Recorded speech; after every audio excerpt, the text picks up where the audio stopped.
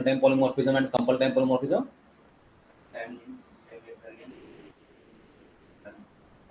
Multiple methods having same name but different parameter. That one is called as a runtime or compile time? Compile time polymorphism, not a runtime. In a runtime, yes. And runtime la काय? Method name as well as parameter must be same. That time we say it is a runtime polymorphism. Okay. Then when runtime polymorphism work and when compile time polymorphism work, हा difference तुम्हाला सांगावा लागेल. When multiple methods are placed in a different classes where inheritance is done, and first condition inheritance methods must be in a different classes. पहिली condition. Second condition काय आहे? Method having same name and same parameter. Then runtime polymorphism will work. For a runtime polymorphism, there are three conditions. First, inheritance. Methods must be in a different classes. Second one, methods having same name and same parameters. Third condition, which is a very important, reference variable is a parent type and object is a child type. Then and then runtime polymorphism work. हे समजलं. आणि चौथी condition काय पाहिजे runtime पॉलिमॉर्फिझमला? Parent method is having which keyword? Virtual keyword. And child method having override keyword. कारण Java आणि डॉटमध्ये हाच एक मेन फरक आहे. जावावाल्यांना व्हर्च्युअल ओव्हरराइड कीवर्डची गरज नाही. ऑटोमॅटिक ते रनटाइम पॉलिमॉर्फिझम मध्ये किंवा ओव्हरराइड मध्ये जातात. पण आपल्याकडे तसं होत नाही. सो व्हर्च्युअल कीवर्ड आणि ओव्हरराइड कीवर्ड जर नसेल तर रन टाइम पॉलिमॉर्फिझम कन्सिडर होत नाही. ओके. सो हे चार कंडिशन्स कंपोज सांगायच्या. बाकीचं कंपाइल टाइमचं method having same name but different parameter. These methods may be in a same class or in a different class, parent or child class, doesn't matter. तो काम करेल properly. What is abstraction?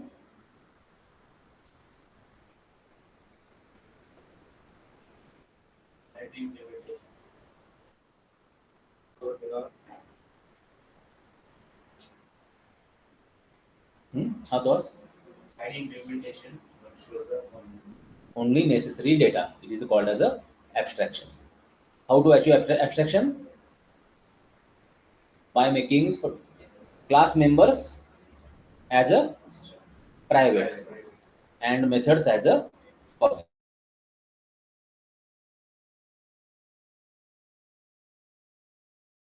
%, we use a abstract class and abstract methods. Second technique. पहिले technique काय आहे? Member सगळे private करायचे आणि methods फक्त पब्लिक करून ठेवायच्या. जेवढा मेंबर जेवढा डेटा तुम्हाला पाहिजे तेवढाच फक्त त्या मेथड थ्रू ऍक्सेस होणार, बाकीचे ऍक्सेस नाही होणार. But it will provide less security, less abstraction technique facility. For more 0 to 100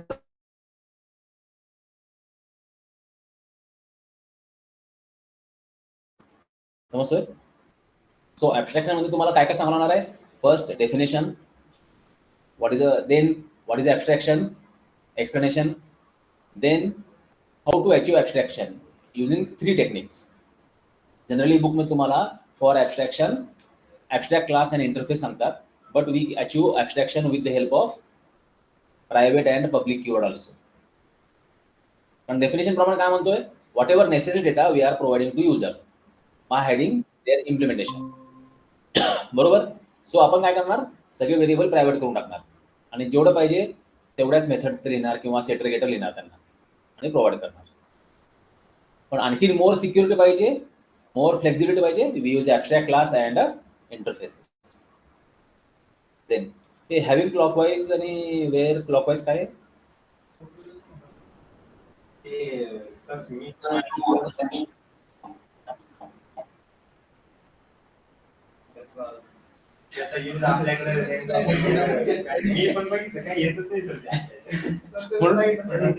clause आणि क्लॉकवाईज मध्ये ना क्वेश्चन असतील याला correct. What is a having clause and what is a where clause. आता ते थोडं मॅच होतंय. मग मला पण ते सी शार्प मध्ये हा कुठला वर्ड म्हणजे टेक्निकल वर्ड सापडलाच नाही.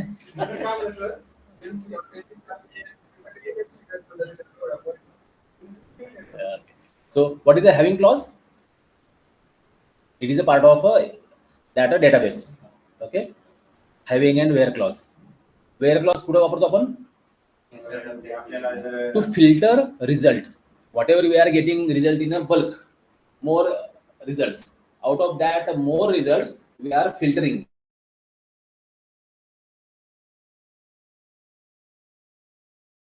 Clause. Okay. आता major difference काय दोघांमध्ये?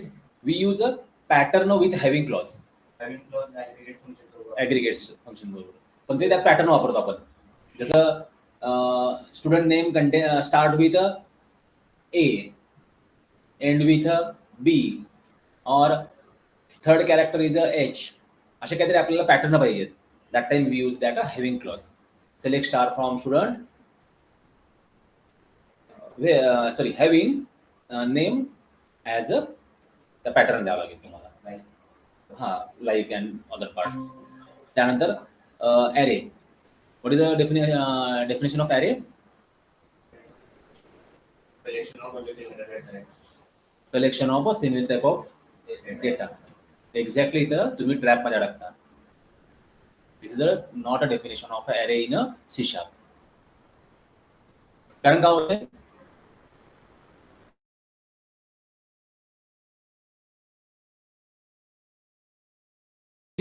Which is a providing collection of a data. का तर हा एक पॅरेंट क्लास तुमच्या चाइल्ड क्लास ऑब्जेक्ट मध्ये ऑटोमॅटिकली इनहेरिट होतो. We use how to find length of array? We use that length property with array. He property कोणाची आहे? माझ्या array मध्ये लिहिला नाही मी तो आला कुठून? तर त्याच्या पॅरेंट क्लास array नावाचा जो पॅरेंट क्लास आहे त्याच्याकडून मिळाली. See here. Where is that? C#. मी तर काय केला? Integer square bracket IRR equal to new int of 5 दिला. हा इथं ब्लर का करतोय? रिटर्न कीवर्डच्या खाली लिहिला आहे मी कोड. ओके, IRR डॉट लेंथ ही प्रॉपर्टी वापरली मी. आता लेंथवर मी कर्सर घेऊन जातो. बघा बरी कोणाची प्रॉपर्टी आहे? It is a property of zoom करू का?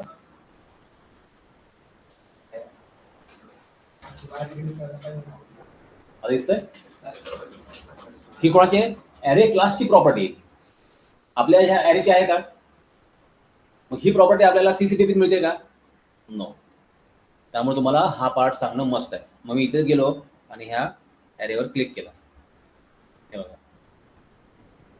हा आपल्याला एक क्लास मिळाला, ॲब्स्ट्रॅक्ट क्लास. ओके, ऑटोमॅटिक हा क्लास ॲब्स्ट्रॅक्ट क्लास माझ्या या ARR मध्ये IRR मध्ये तो इनहेरिट होतो. समजलं? सो तुम्हाला हे सांगणं एक्सपेक्टेड आहे from that C#. We are creating one object of an array class which provide me facility to collect a similar type of data or a different type of data or multiple data. How to collect different types of data? No, using array. कसं करणार? हा मी इंटचा array बनवलाय. हा यामध्ये element कसले असतील? सगळे integer. फ्लोटचा बनवला. कसले असतील एलिमेंट? फ्लोट. पण मला पहिला इंटिजर, दुसरा फ्लोट, तिसरा कॅरेक्टर, डबल, नेक्स्ट स्टुडंट पाहिजे. तर मग कुठला array बनावा पाहिजे माझं इथं? असा array, असा क्लासचा array जो क्लास सगळ्या टाइपचे ऑब्जेक्ट्स ऍक्सेप्ट करायला त्याचा रेफरन्स व्हेरिएबल कॅपेबल आहे. कोणता क्लास असा? Who is the parent of all classes? Object square bracket OB array equal to new object of 5. आता बघा, मी जर ह्या IRR ऑफ 0 मध्ये इथं 4.4 स्टोअर केला, तुम्हाला एरर देतोय, बरोबर आहे. पण मी इथे या OB array ऑफ 0 मध्ये 4.4 स्टोअर केला.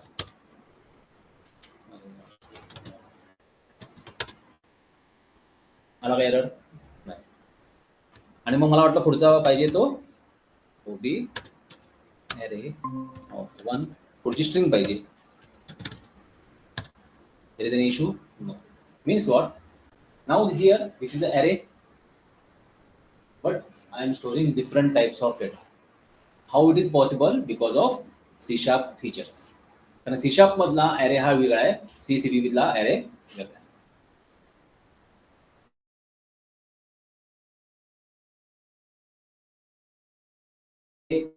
Having a fixed size.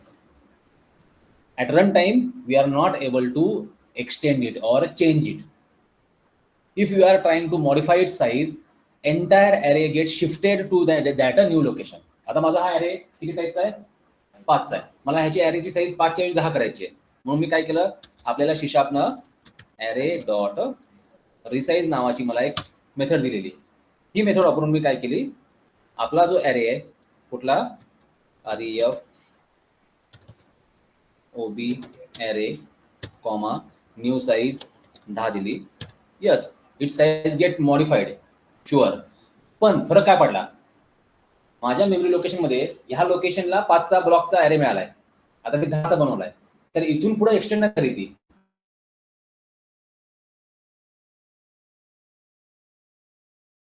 नवीन ब्लॉकचा ऍड्रेस माझ्या array मध्ये स्टोअर झाला. समजलं?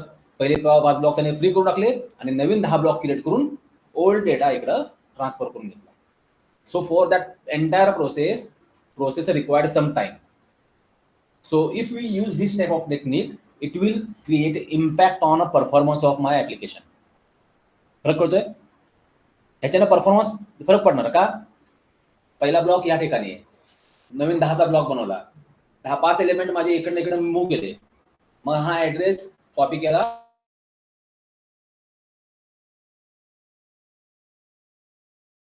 व्हेरिएबल मध्ये नावात, म्हणजे ब्लॉक क्रिएट करायला टाइम गेला, डेटा शिफ्टिंगला टाइम गेलाय, परत ॲरेचा ऍड्रेस रेफरन्स व्हेरिएबल मध्ये कॉपी करायला वेळ गेला. म्हणजे 3 स्टेप त्यांनी कंप्लीट केला ना, प्रत्येक स्टेपला टाइम लागणार आहे.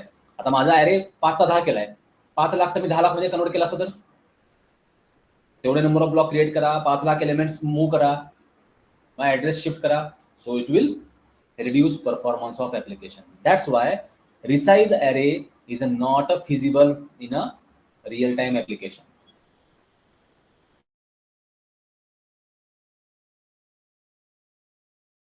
Array list. It is a dynamic. It will automatically create a new size for my new elements automatically. समजतोय? 5 element आहेत, मी 6वा एलिमेंट टाकला की तो बरोबर साईज वाढवणार आहे. May be 8 or maybe 10. Depend on your logic. हे फरक कळाला? हा फरक विचारतात इंटरव्ह्यूला. हा मुद्दाम क्वेश्चन विचारला असतो, explain array.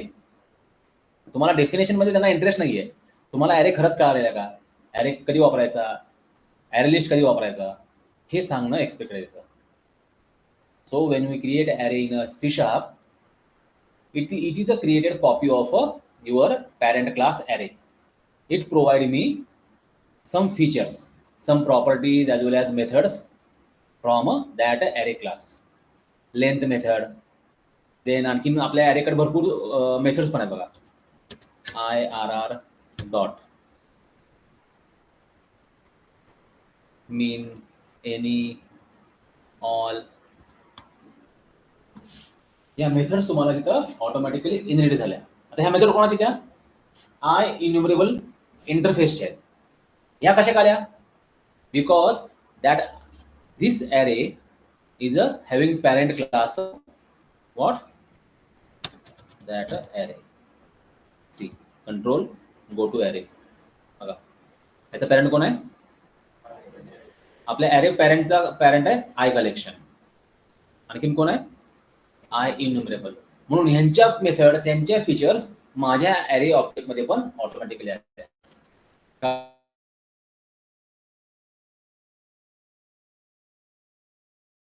is available in a C# only.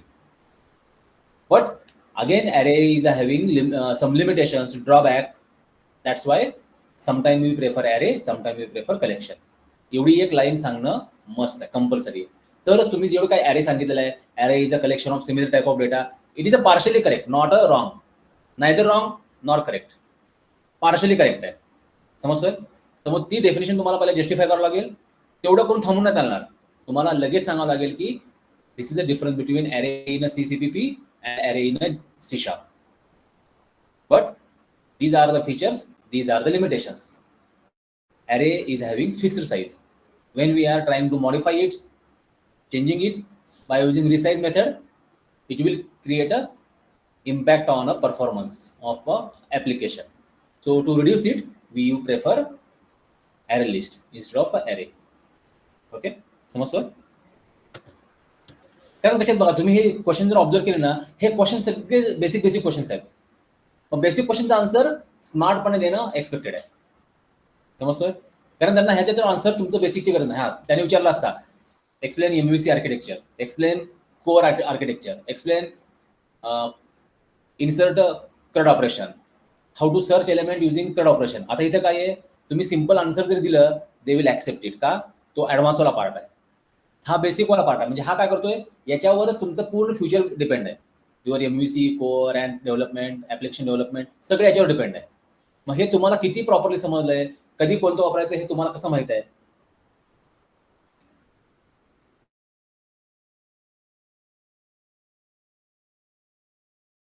वापरणार तिन्हीमध्ये पण चॅटिंगच होतंय. त्यातलं तुम्ही कधी कुठलं प्रेफर करता, इट्स युअर चॉईस. बरोबर आहे? तसं ॲरे कधी वापरायचा, ॲरे लिस्ट कधी वापरायचा, प्रत्येकाला बेनिफिट्स पण आहेत आणि ड्रॉबॅक पण आहेत, लिमिटेशन्स पण आहेत, फीचर्स पण आहेत. मग ह्यातलं कधी कोणतं वापरायचं, this is a totally depend on developer thinking. समजतोय? So you have to show your that knowledge. I am smart, I know where I prefer array list and where I prefer array. जरी array list flexible असली, it will use every time boxing, unboxing or typecasting. Again, it will create impact on a performance. So if I am storing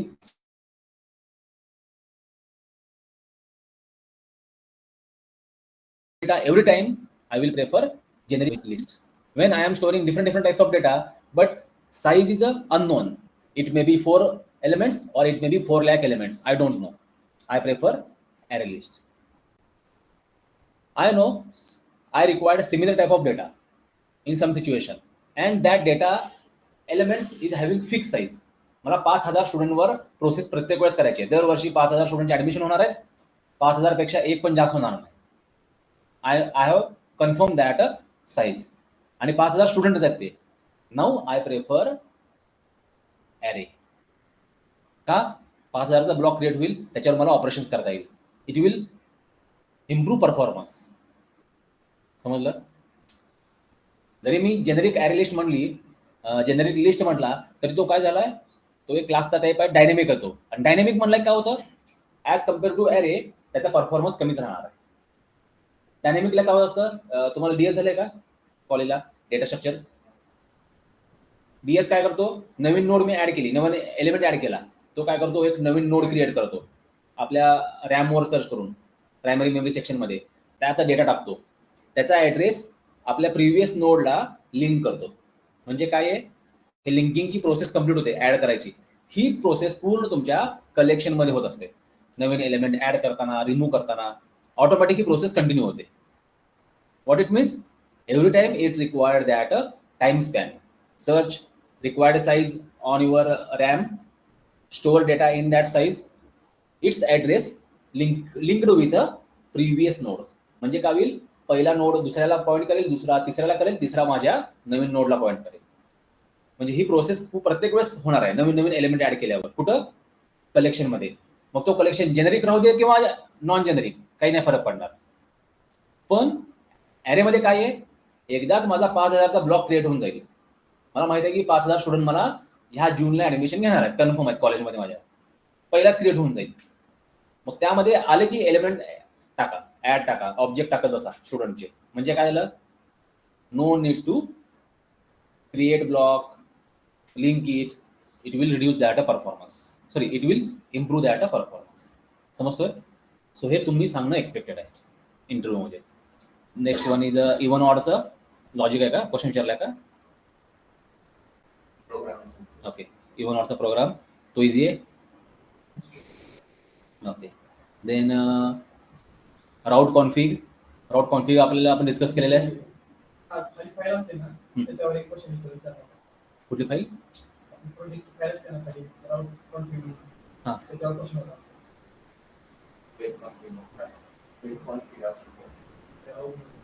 web dot config एक file आहे. त्यानंतर route config म्हणलं तर इथं app start मध्ये हे route config असते.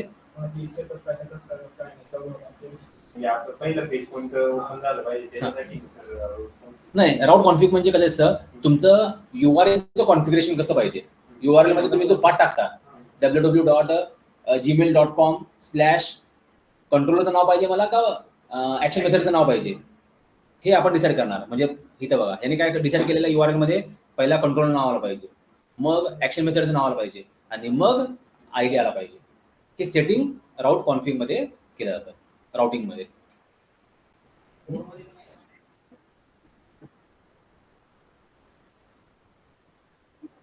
हा म्हणजे आता ही डिपेंड ऑन युअर रिक्वायरमेंट. आता समजा मी सौदीसाठी सॉफ्टवेअर बनवतोय. सौदी काय करतं, राईट टू लेफ्ट लिहितं, बरोबर आहे.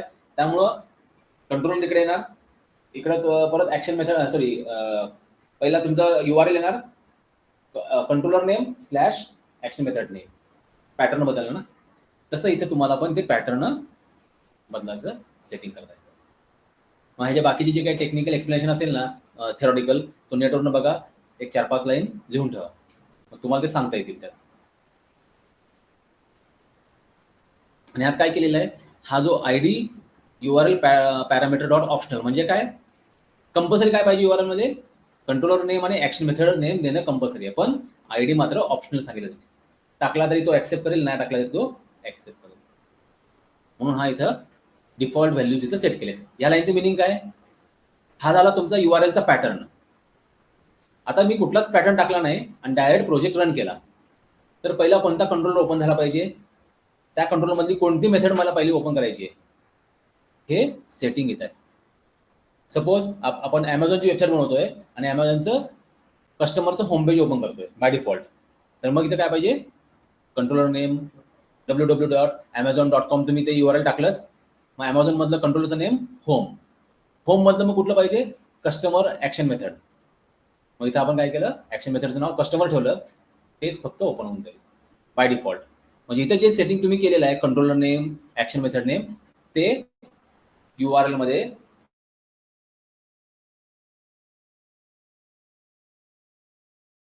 स्पेसिफिकली विजिट नाही करत. आता MVC आणि कोर मध्ये फरक काय आहे, MVC मध्ये तुम्ही जे काही पेज ओपन करता, CS HTML पेज, व्ह्यू वाला पेज ओपन करता, बाय डिफॉल्ट कंपायलर ऑटोमॅटिकली तुमचं प्रोजेक्टचं नाव स्लॅश, आता ही CS HTML फाईल कोणत्या कंट्रोलर मध्ये, ते कंट्रोलर ऑटोमॅटिक कॉपी करून घेतो, स्लॅश या CS HTMLचं name as a action method name म्हणून तो URL मध्ये पॅटर्न सेट करतो. कोण, MVC. कोर तसं करत नाही.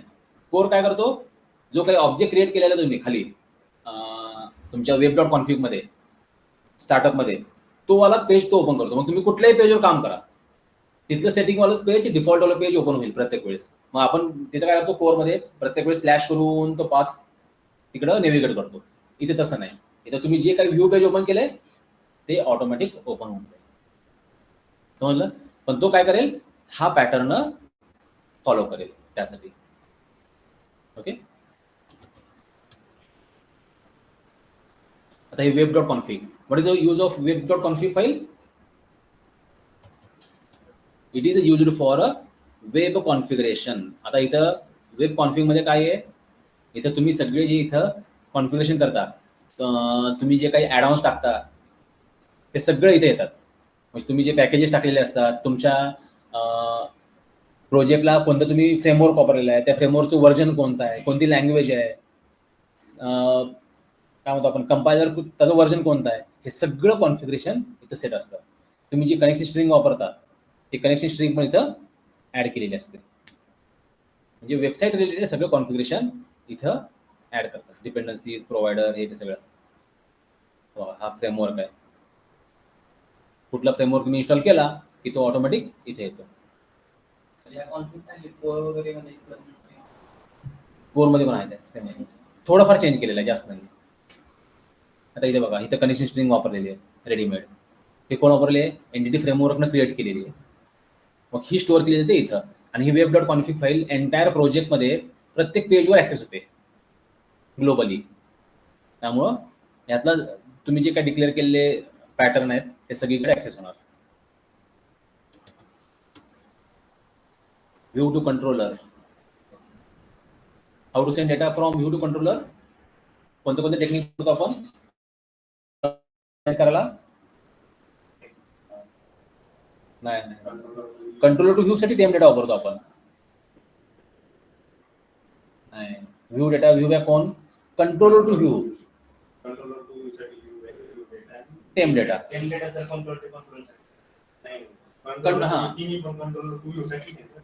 टेम डेटा काय आहे? Temp data action method to action method data send करू शकतो, म्हणजे तो फ्लेक्झिबल आहे. पण हे तिन्ही काय करतात? कंट्रोलर टू व्ह्यू पण डेटा वन डायरेक्शन पास करू शकतात. फक्त त्यातला टेम डेटा कसा आहे? टेम डेटा हा एक तर कंट्रोलर टू व्ह्यू जाईलच, किंवा एका ऍक्शन मेथड मधून दुसऱ्या ऍक्शन मेथड मध्ये डेटा ट्रान्सफर करायला पण तो काम करेल. व्ह्यू बॅग आणि व्ह्यू डेटा एका ऍक्शन मेथड मधून दुसऱ्या ऍक्शन मेथड मध्ये डेटा नाही पास करू शकत, पण टेम डेटा पास करू शकतो. मग आपल्याला पुढं, आपण त्याचा इश्यू काय आहे? एकदा का डेटा यूज केला तो डिस्ट्रॉय होऊन जातो, मग त्याला कीप केलं की तो आणखीन पुढे एक लाईव्ह राहतो. यूज अँड थ्रो टाईप आहे तो टेम डेटा. पण हे सगळे कोण आहेत? कंट्रोलर टू व्ह्यू कडे जाणार आहे. ती हा काय विचारतो क्वेश्चन? त्याला उलटा पाहिजे, व्ह्यू कडून कंट्रोलरकडे डेटा पाहिजे. त्यातला पण आता रेग्युलर आपण वापरतोय क्रूड ऑपरेशनला. कोणता वापरतोय टेक्निक? स्ट्रॉंगली बाइंडिंग करायला काय वापरतो? आठवतंय? मॉडेल. आठवतंय? मॉडेल वापरतोय. Model binding is a one technique which send data from a view to controller. View bag, view data, temp data याच्या कॅटेगरीमध्ये आणखीन एक चौथा आहे पॅरलल मॉडेल म्हणून, स्ट्रॉंगली बाइंडिंग मॉडेल. हा काय करतोय? हा एकटा असा आहे जो कंट्रोलर टू व्ह्यू आणि व्ह्यू टू कंट्रोलर दोन्हीकडे data forward backward data send receive करू शकतो. कोण? मॉडेल फक्त एकटाच. बाकीचे वन डायरेक्शनल आहेत. एक तर कंट्रोलर टू व्ह्यू जातील किंवा व्ह्यू टू कंट्रोलर जातील, डबल दोन्ही डायरेक्शन जाणार नाही. फक्त मॉडेलवाला कोण आहे? एकटाच आहे. मग मॉडेल कसा वापरायचा? व्ह्यू मध्ये सिम्पली ऑब्जेक्ट किंवा लिस्ट पास करायची. तो स्ट्रॉंगली बाइंडिंग. हा, त्याला मॉडेल बाइंडिंग म्हणतात.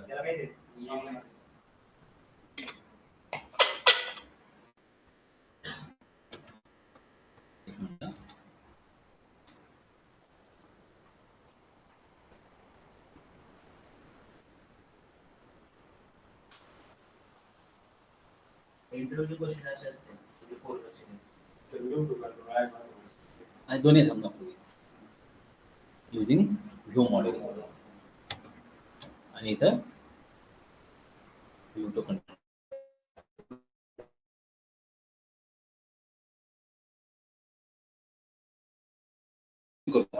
@model असतो वापरून यूज करतो. Passing data from data using parameters. तुम्ही जे काही पॅरामीटर पास करता URL मध्ये, त्या पॅरामीटर मध्ये पण डेटा सेंड करता येतो. सॉरी, हा रिक्वेस्ट वाला. पॅरामीटर्स म्हणजे काय? इथे बघा, तुमच्या फॉर्म मध्ये जे काही कंट्रोल वापरलेले आहेत, इनपुट बॉक्स, टेक्स्ट बॉक्स वापरलाय, रेडिओ बटन वापरलाय, चेक बॉक्स वापरलाय, त्यांची जी नाव आहे ती नेम प्रॉपर्टी, ती नेम प्रॉपर्टी इथं पॅरामीटर मध्ये ऍज इट इज वापरायची. त्याला म्हणतात पासिंग डेटा युजिंग पॅरामीटर्स. पुढचा कोण आहे? Passing using request. रिक्वेस्ट काय असते? तुमच्या URL मध्ये जो काही डेटा आला,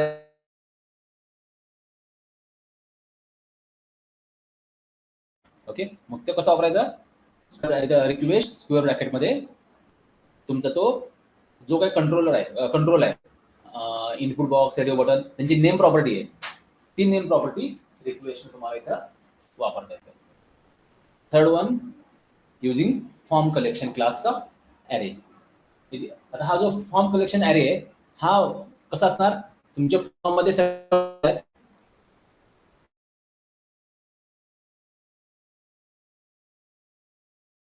दुसरा याच्यात ऍड करेल. म्हणजे पहिला टेक्स्ट बॉक्स 0 मध्ये जाईल इंडेक्सला, फॉर्म कलेक्शन नावाच्या क्लासच्या ॲरे मध्ये. ओके, याप्रमाणे काय होईल? एक ॲरे क्रिएट होईल फॉर्म कलेक्शनचा, आणि तो फॉर्म कलेक्शन तुम्ही काय करणार? कंट्रोलर साईडला असा वापरणार. इथे बघा, फॉर्म कलेक्शन आणि त्याचा व्हेरिएबल नेम, आणि मग त्याप्रमाणे तुम्ही वापरणार. हा फॉर्म कलेक्शन आला कुठून? तुमच्या व्ह्यूवर तुम्ही @using HTML.begin फॉर्म क्रिएट केलेला आहे. त्यातले सगळे एलिमेंट्स वन बाय वन आले ऑटोमॅटिक. कोणते एलिमेंट्स? जे डेटा ऍक्सेप्ट करतात असे वाले. लेबल, डिस्प्ले चालणार नाहीत. ओके, हे काय आलं? Form collection meaning. आणि स्ट्रॉंगली बाइंडिंग म्हणजे काय? आपण @ मॉडेलला जे बाइंडिंग करतो आणि लॅम्बडा एक्सप्रेशन वापरतो, that one.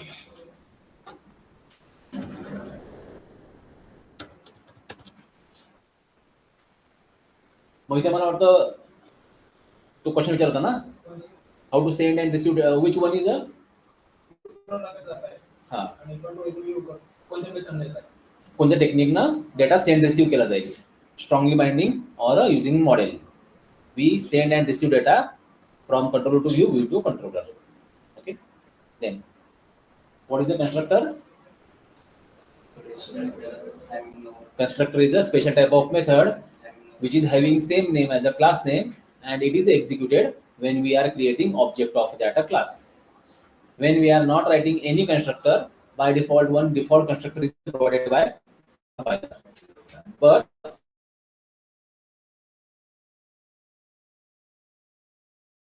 zero parameterized or a parameterless constructor. While we are writing parameterized constructor, it's our duty to write a parameterless constructor also.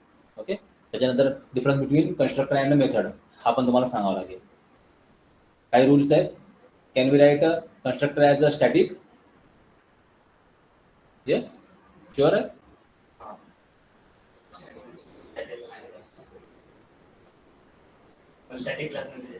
It is a written only inside a static class, not a non-static class. Non-static class मध्ये static constructor नाही चालणार. Static class मध्येच तो चालेल फक्त. Then, can I write constructor as a private? Yes, we write a constructor as a private for a special purpose only, where we need a single object, singleton class concept. There we declare constructor as a private also. Then, what is a injection dependency and their types? बघूया आपण हा मी तुम्हाला आता explain करेन. तोपर्यंत खालच्या पहिला discuss करून घेऊ आणि मग तुम्हाला करू. Explain private, public, protected. These are the access specifiers available in a C#. Actually, there are 6 types of access specifiers in a C#. Private, public, protected, then internal, fourth one, protected internal, and private protected. Okay, या टाइपचे access specifier आहेत. त्यांचे difference सांगता आले पाहिजे, ते लक्षात ठेवा. ते कदा इथे मी रिपीट करत नाही. Okay. Pointer. Does C# support pointer? Yes, it support a pointer, but limited manner. In a unsafe condition, because your compiler is checking condition is safe or not every time. Compiler is executing that code in a safe mode only. What is the meaning of that safe mode? तुम्ही जो लिहिलेला code आहे, हा code at any cost तुमच्या ऍप्लिकेशनला किंवा दुसऱ्या कुठल्याही ऍप्लिकेशनला harmful होणार नाही याची कंपायलर काळजी घेतो प्रत्येक वेळेस. त्याला वाटलं की हा कोड हार्मफुल आहे, याच्याने काहीतरी मिसबिहेव होऊ शकतं anywhere in a same programme और इन अ ऑपरेटिंग सिस्टम और anywhere, immediate that execution get cancelled by compiler. समजतोय? This is called as safe mode. So .NET doesn't support pointer in a safe mode, but we use a pointer in a unsafe mode in a .NET, in a C#. How? Go here. म्हटलं sir मी हा code बघू याच्यात होईल का बघू. मी confirm मी ह्याच्यात नाही केला, पण कन्सोल मध्ये करून दाखवतो म्हटलं सर. इथे ट्राय करून बघू आपण. हा बुक रिटर्नचा बल्क मध्ये मी कोड करत होतो. ओके, मी हा कोड रिमूव्ह करून टाकतो. रिटर्न बुक्स मध्ये सी इंटिजर स्टार PTR काय झालं, त्याने एरर दिला. बरोबर आहे. काय एरर आहे बघू आपण. Pointer and fixed size buffer may only be used in a unsafe context. What it means, compiler directly allow नाही करत. मला काय करावं लागेल, go to project, configure project, startup project. इथे एक मोड असतो अनसेफ मोड म्हणून.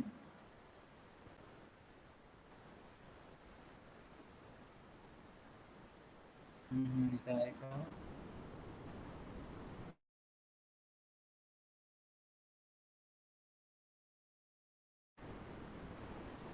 अलाउ अनसेफ म्हणून एक असतं.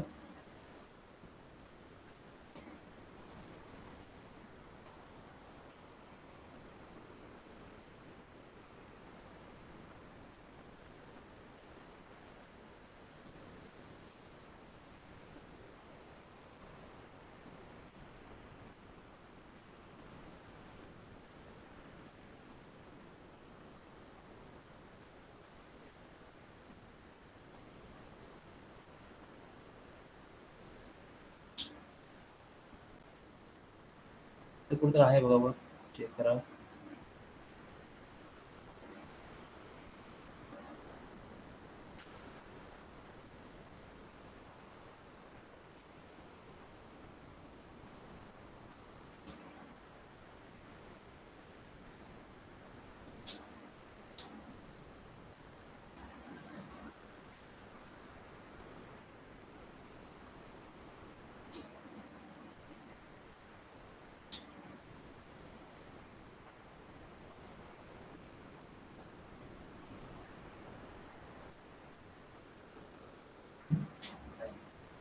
तर अनसेफ एक ऑप्शन येतो बघा इथं. अनसेफ जर जोपर्यंत आपण चेक करत नाही ना, तोपर्यंत तिथं अलाउ नाही करत. एक मिनिट. मग इथं काय करायचं, using unsafe this block of code.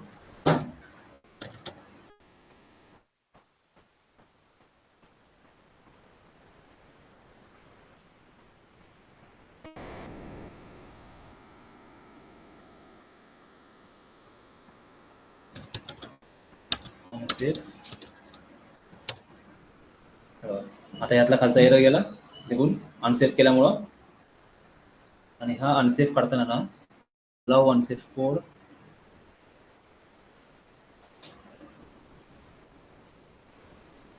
आता अलाउ केला बघा अनसेफ कोड. ते वर एक सेटिंग आहे, ती चेकबॉक्स आहे, फक्त तो चेक करावा लागतो. आता इथं पॉइंटर अलाउड झाला. आता ह्या पॉइंटरला मी तो वापरू शकतो. आता आपण काय केलं, इथे एक पॉइंटर डिक्लेअर केला, इंटिजर ए नावाचा व्हेरिएबल डिक्लेअर केला, 1 2 3 4 5. त्यात व्हॅल्यू स्टोअर केली. ptr equal to address of a store केला. ओके. Console dot write line.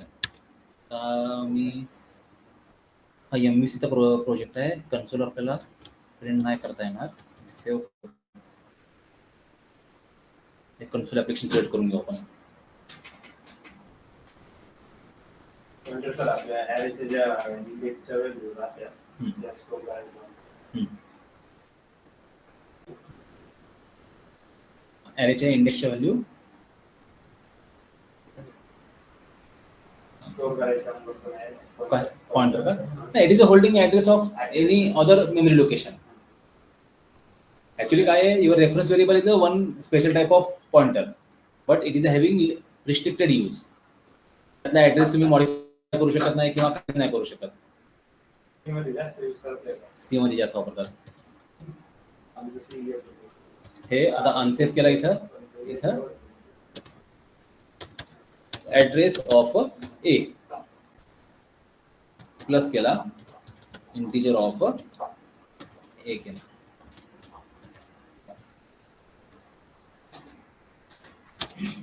console dot write line address at ptr plus integer of ptr केला होता. तर ए चा पण ॲड्रेस मी प्रिंट केला आणि पीटीआर मधला होल्ड केलेला ॲड्रेस प्रिंट केला. बुक आहे. आता इथं अनसेफ तो अलाउ नाही करत. नो. मग कंपायलर मध्ये आपल्याला चेंजेस करावं लागतं. इथं allow unsafe, save all and execute.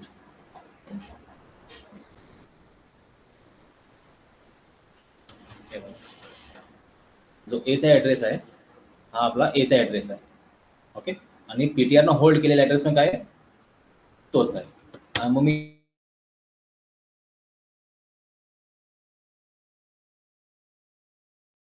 Equal to triple add दिला आणि मग आता इथाच्या खाली मी ए प्रिंट केला, ए इक्वल टू प्लस ए. आता बघा मी पॉइंटरमध्ये मॉडिफिकेशन केले, ए मधली व्हॅल्यू ट्रिपल एटी होऊन जाईल, बदलली कारण ए ला तुमचा पॉइंटर पॉइंट करतोय. समजलं? In this way we use a pointer, but it is having limited use, restricted use. आता मला जे काही पॉइंटरमध्ये चेंजेस करायचे आहेत, काही वापरायचं आहे, ह्या प्रोग्राममध्ये तोच काम करायला पाहिजे आणि त्याने कुठेही मिसबिहेव केलं नाही पाहिजे. त्याने जर अननोन लोकेशनचा ॲड्रेस होल्ड करायचा प्रयत्न केला आणि त्यात मॉडिफाय करायचा प्रयत्न केला आणि कंपायलर रन टाइमला this pointer is a misbehaving, he will immediately terminate my application. याच्यावर कंपायलर कंट्रोल ठेवत नाही, because this is a unsafe code.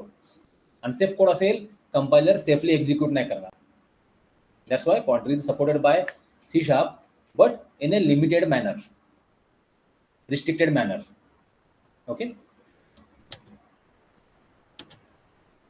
Yes, online. हे समजलं? सो पॉइंटरचा आन्सर तुम्हाला येसच म्हणून द्यायचं आहे. C# मध्ये जावानं काढून टाकलाय. जावानं पॉइंटर यूज करू दिलं नाही तुम्हाला. जावा म्हणतो pointer is not available, but Java is supporting pointer also. ज्यावेळेस तुम्ही रेफरन्स व्हेरिएबलला ॲड्रेस न स्टोअर करता व्हॅल्यू स्टोअर करता जाता प्रॉपर्टीची, तो इथं नल पॉइंटर एक्सेप्शन थ्रो करतो जावावाला. तुम्ही म्हणताय आमच्या पॉइंटर नाही आणि रेफरन्सचं नाव तुम्ही काय ठेवलंय, नल पॉइंटर एक्सेप्शन. समजलं ना? So reference variable is nothing but a pointer. What is the definition of pointer? Hold address of another variable. What is the definition of reference variable? Reference variable is a holding address of a object. That's it. तो पण address hold करतोय, pointer पण आपला address hold करतोय. Pointer समजलं? What is the store procedure? Store procedure is a block of code which is a pre-compiled and stored at a SQL server side. Then what is the benefit of store procedure? Why we need store procedure? Explain everything. Then there are different types of store procedures. Some are system store procedure or built-in store procedures and a user-defined store procedure. Again, depend on parameter types. Some store procedures having in-parameter store procedure, in parameters, and some store procedure having out parameter, and some store procedure having in-out parameter. Okay. So what is the in, what is the out? हे एकदा बघून घ्या. जे आपण types of parameter मध्ये शिकलो ना, तोच कॉन्सेप्ट आहे. पण ज्यावेळेस मी स्टोर प्रोसिजरला इन पॅरामीटर वापरेन, इट विल ऍक्सेप्ट पॅरामीटर और value from outside to inside store procedure. Out वाला काय करेल, आतून बाहेर व्हॅल्यू पास करेल. Okay.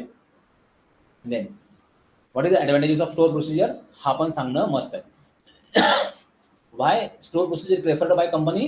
It is a pre-compiled. It is having all queries or logic pre-compiled. पहिली benefit काय आहे? We will write a extra logic inside a store procedure also. PL/SQL logic.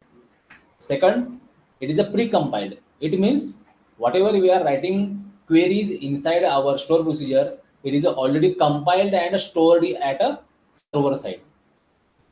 When we call store procedure, compilation process it get cancelled. Direct store procedure get executed. म्हणजे काय होतं, select star from student मी query लिहिली आणि 10 वेळा execute केली in my .NET code.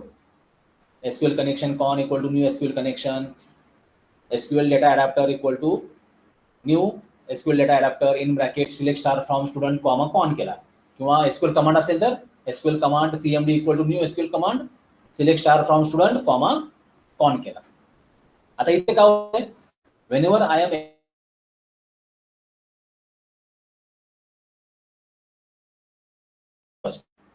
Bye your SQL engine. जसा आपला C# कंपायलर आहे, तसा SQL साइड कर पण त्यांचं स्वतःचा एक कंपायलर असणार आहे.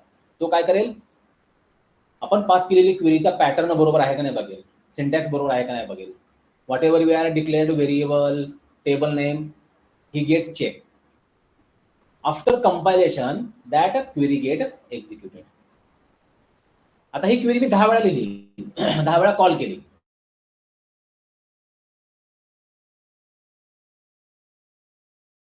मग एक्झिक्युशन झालं.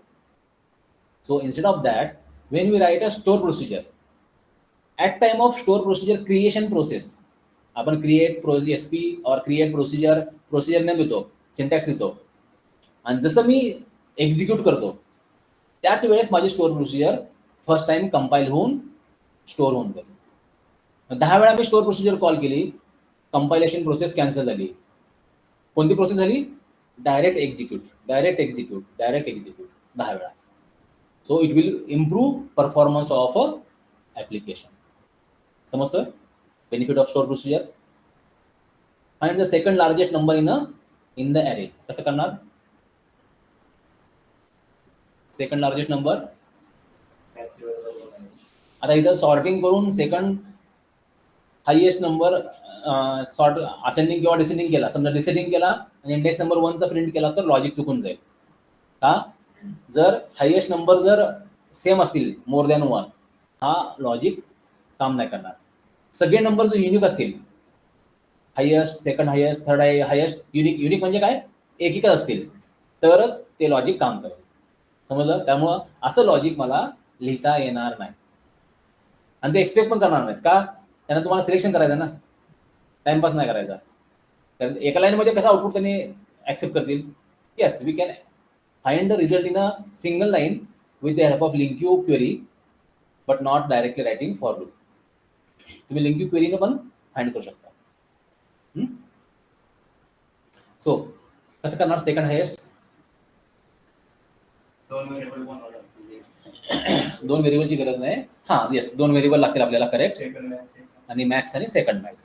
सो सिम्पली आपण काय करणार, मी फक्त एक सिंपल लॉजिक लिहितो, व्हेरिएबल मी काय डिक्लेअर करत नाही. ओके. सो मॅक्स मध्ये मी काय करणार, काहीतरी मायनस निगेटिव्ह नंबर स्टोअर करणार. डॉटेड मध्ये आपला जो इंटिजर आहे, इंट डॉट मीन व्हॅल्यू नावाची एक तिथे प्रॉपर्टी आहे.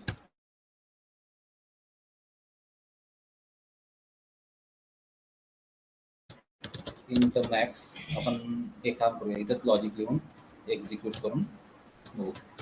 आपण काय करणार, इंट मॅक्स इक्वल टू, मी जरी नाव मॅक्स दिलं तरी ह्यात मी काय करणार, सगळ्यात लोवेस्ट निगेटिव्ह नंबर स्टोअर करणार. आता मला लोवेस्ट नंबर माहित नाहीये डॉटनेट मधल्या इंटिजरचा, त्याने काय केलेलं आपल्याला, इंट डॉट, जसं मॅक्स व्हॅल्यू म्हणून नावाचा एक व्हेरिएबल आहे बघा, हा काय करतो, इंटिजरच्या हायेस्ट रेंज वरला सगळ्यात मॅक्सिमम नंबर देतोय पॉझिटिव्ह. तसं मीन वाला पण एक प्रॉपर्टी आहे, मीन व्हॅल्यू. हे काय करते, आपल्या इंटिजर मधली सगळ्यात लोवेस्ट नंबर जो आहे, खालचा सगळ्यात नंबर. कारण काय आहे, देताना ॲरे जर मी सगळाच निगेटिव्ह दिला, माझं लॉजिक चुकेल ना. समजा मी इथं हा देताना दिलाय, मी max value equal to 0 and int max 2 equal to 0 दिला समजा, आणि युजरनं टाकताना सगळे नंबर निगेटिव्ह टाकले, -1, -4, -5, -10, -15, -16. हु is a second highest maximum number? -4. बरोबर आहे. तर -1 हायेस्ट झाला, -4 सेकंड हायेस्ट झाला. निगेटिव्ह मध्ये काय होतं, इकडले असतात, झिरोचे जेवढे जवळ होतात तेवढे हायेस्ट झाले, आणि पॉझिटिव्ह मध्ये 0 पासून जेवढे लांबचे आहेत तेवढे मॅक्झिमम झाले. कुठं असतं नंबरिंग सिस्टीम मध्ये.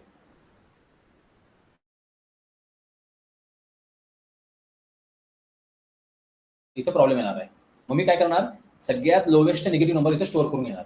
कारण पहिल्या कंपॅरिझन मध्ये बेस्ट केस मध्ये 0 इंडेक्सचा एलिमेंटच सेकंड हायेस्ट आहे, पॉसिबिलिटी असते. वर्स्ट केस मध्ये सगळ्यात शेवटचा असेल, माहित नाही मला, म्हणून मी काय करणार, इथं either I will store here minus negative number एकदम कमी वाला. ओके. सो इंट डॉट मीन व्हॅल्यू, मीन हे स्टोअर करून घेतले. आता आपण काय करणार, फॉर इच वापरणार, for each no in our array, integer A equal to new ची पण गरज नाही, आपण नंबर्स टाकून देऊ, 1 2.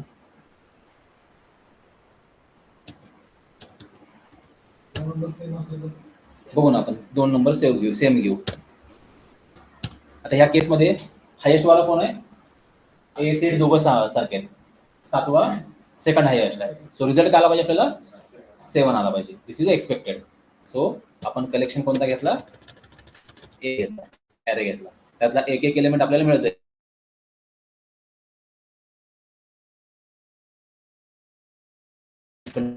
If max is a less than यनो असेल तर आपण काय केलं? मॅक्स 2 मध्ये पहिला मॅक्स कॉपी करून घेतला.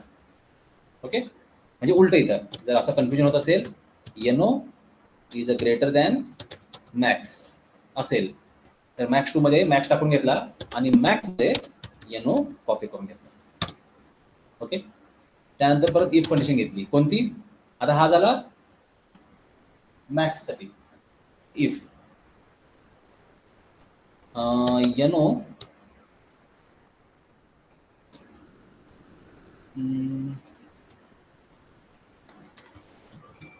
इथं else if yano is a greater than max 2 and max 2 एक झाला आपला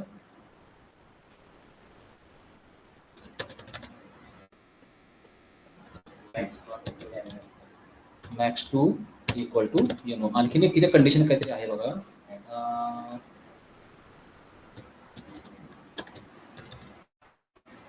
चेक करते.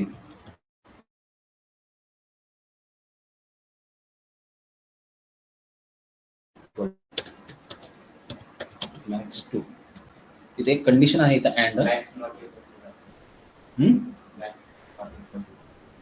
मॅक्स नॉट इक्वल टू झिरोच नाही इथं कंडिशन.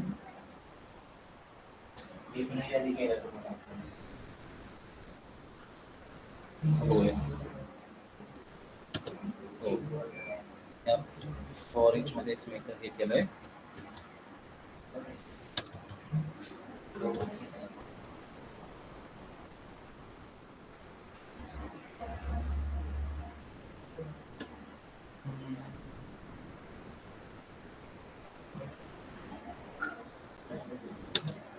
नाही, याच्यामध्ये मला वाटतं आणखीन एक फॉर लूपची गरज आहे काय तर.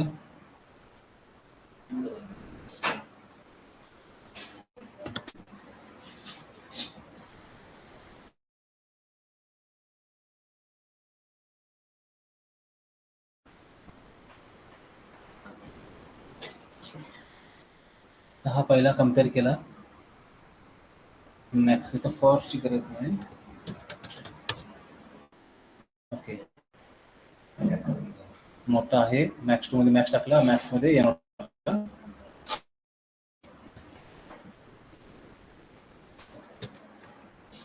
हा अँड यनो is not equal to max असं काहीतरी. सेव्ह यनो is not equal to max, म्हणजे तो मॅक्स बरोबर नसला पाहिजे आणि मॅक्स 2 पेक्षा तो मोठा पाहिजे, तरच तो तुमचा 7 नंबर देणार, सेकंड मॅक्स देणार. ओके, आता मी इथं काय करतो, तिन्ही पण नंबर सेम टाकतो. आता 3 मॅक्स माझे बरोबर सेम आहेत. आता ह्यातला सेकंड मॅक्स कोण आहे?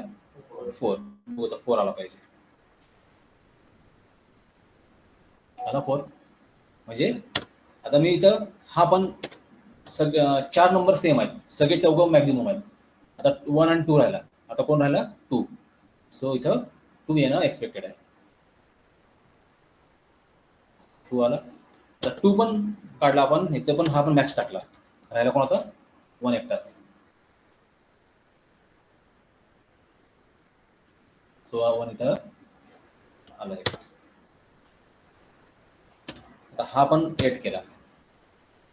आता काय होतं?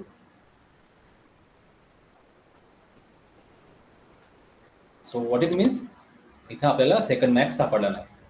मग इथं आपण काय करणार?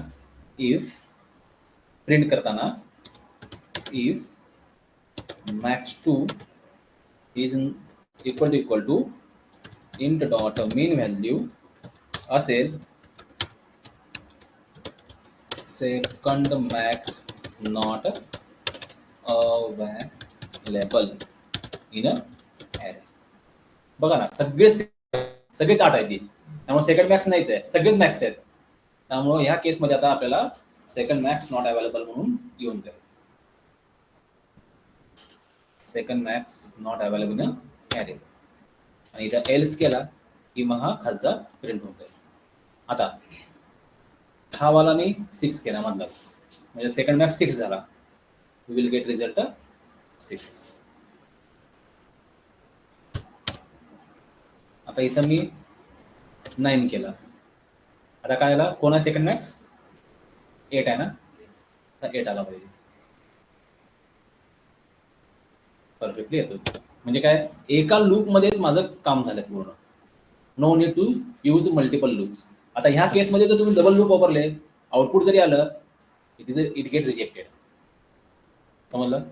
फक्त ही कंडिशन महत्वाची आहे एल्स मधली. Else number is greater than max 2 and number is not equal to max, तरच तो मॅक्स 2 मध्ये करू नका. Yes online student.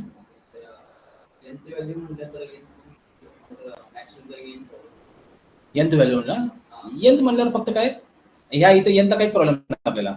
हा यंत म्हणजे second highest, third highest, fourth highest. मग आता हे फक्त काय होईल, हे तुमची कंडिशन्स वाढत जाईल एलसीफ मधली. थर्ड हायस्ट म्हणला तिसरी एलसीफ कंडिशन येऊन जाईल. फोर्थ हायस्ट म्हणला फोर्थ, आता इथे समजा थर्ड हायस्ट काढायचा आपल्याला अँड असेल, तर इथं पहिल्यांदा काय करायचं, सॉरी, कॉपी पेस्ट मॅक्स 3 आणि इथे काय करणार आपण, max 3 equal to max 2. Max 2 मध्ये मॅक्स 1 टाकला आणि मॅक्स मध्ये येनो टाकला. आता ही प्रोसेस खाली उलटी करायची आणखी एक, max 3 equal to max 2 and max 2 equal to येनो, आणि परत आणखी एक लिहायचं, पेस्ट येनो is greater than max 3 and येनो is not equal to max and येनो is not equal to max 2. तसा असेल तर फक्त काय कर, मॅक्स 3 मध्ये मॅक्स 2 टाक, येनो टाक. इथे बघू आपण 1 2 3 आहेत. सो थर्ड मॅक्स कोण आहे, 6 आहे. So what is our expected answer, max 3 6.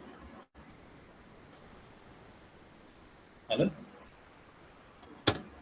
फक्त एन साठी एवढे एलसीफ वाढत जाणार. सेकंड मॅक्स इफ एलसीफ 2 आले, थर्ड मॅक्स इफ एलसीफ 3 वेळा आले, फोर्थ मॅक्स इफ एलसीफ 3 वेळा, म्हणजे टोटल 4 कंडिशन्स. एन मॅक्स एक इफ आणि एन -1 एलसीफ, तेवढ्या कंडिशन तुमच्या खाली येणार. फक्त काय पाहिजे महत्वाचं,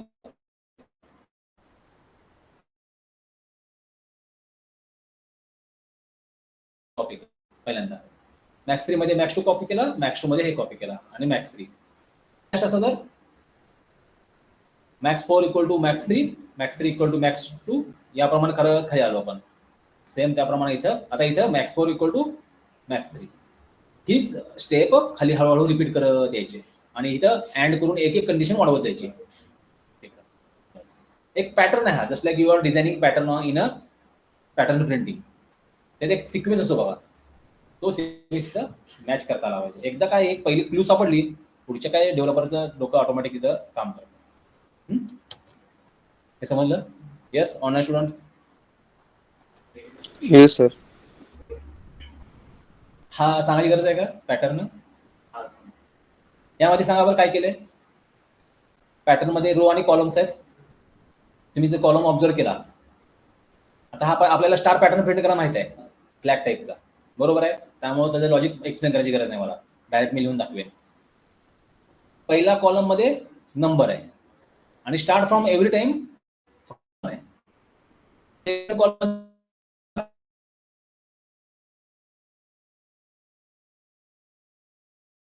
नंबर 6 कॉलम मध्ये स्टार. म्हणजे काय, तुम्ही जर ऑब्झर्व केला, इव्हन कॉलम मध्ये स्टार प्रिंट करायचे आणि ऑड कॉलम मध्ये मला नंबर प्रिंट करायचे. हा पॅटर्न मला लक्षात राहणं मस्ट आहे. पहिला मी काय करणार, मग पॅटर्न प्रिंटिंग मध्ये आपण काय करूया, या कोडला इथं कमेंट करून ठेवू. इन केस तुम्हाला लागत असेल तर मी हा नंतर देईन. ओके, खाली येऊ. Pattern printing for i equal to 0, i less than 5, i plus plus. For पुढचा j इक्वल टू, आता इथं पहिली रो पहिला कॉलम एकदाच हे एक्झिक्यूट होईल. दुसरी रो 3 कॉलम, तिसरी रो 5 कॉलम. म्हणजे मला सांगा बरं काय येईल त्या सिक्वेन्स. रो 1, आता रोला आपण आय म्हटलंय, बरोबर आहे. आय ची व्हॅल्यू 1 असताना जे ची व्हॅल्यू किती आहे, आय ची व्हॅल्यू 2 असताना जे ची व्हॅल्यू किती आहे, 2 आहे का बघा बरं. 1 स्टार 2 3 आहे. समजलं ना. आय ची व्हॅल्यू 3 असताना जे बघा किती इथं 5. म्हणजे तुम्ही जर ऑब्झर्व केला, आय प्लस 2 न तो वाटतोय, सॉरी तो काय करतोय, आपला हा जो जे आहे एकदा 1 3 5 आहे. हा जेचा 2 न वाढतोय, आयचा 1 न वाढतोय. हा आपल्याला लक्षात ठेवणं मस्त आहे. ओके, बघू आता इथं. आता सांगा बरं इथं लॉजिक काय येईल. ओनली स्टार प्रिंट करायचं लॉजिक सांगा. स्टारचा फ्लॅग प्रिंट करायला जे इक्वल टू 0, जे less than I multiply by 2 plus. बघूया कन्सोल डॉट राईट लाईनच्या ऐवजी इथं मी स्टार प्रिंट करतो. याच्या खाली कन्सोल डॉट राईट लाईन करतो. बघूया स्टारचा पॅटर्न येतो का. आय प्लस 2 बघूया.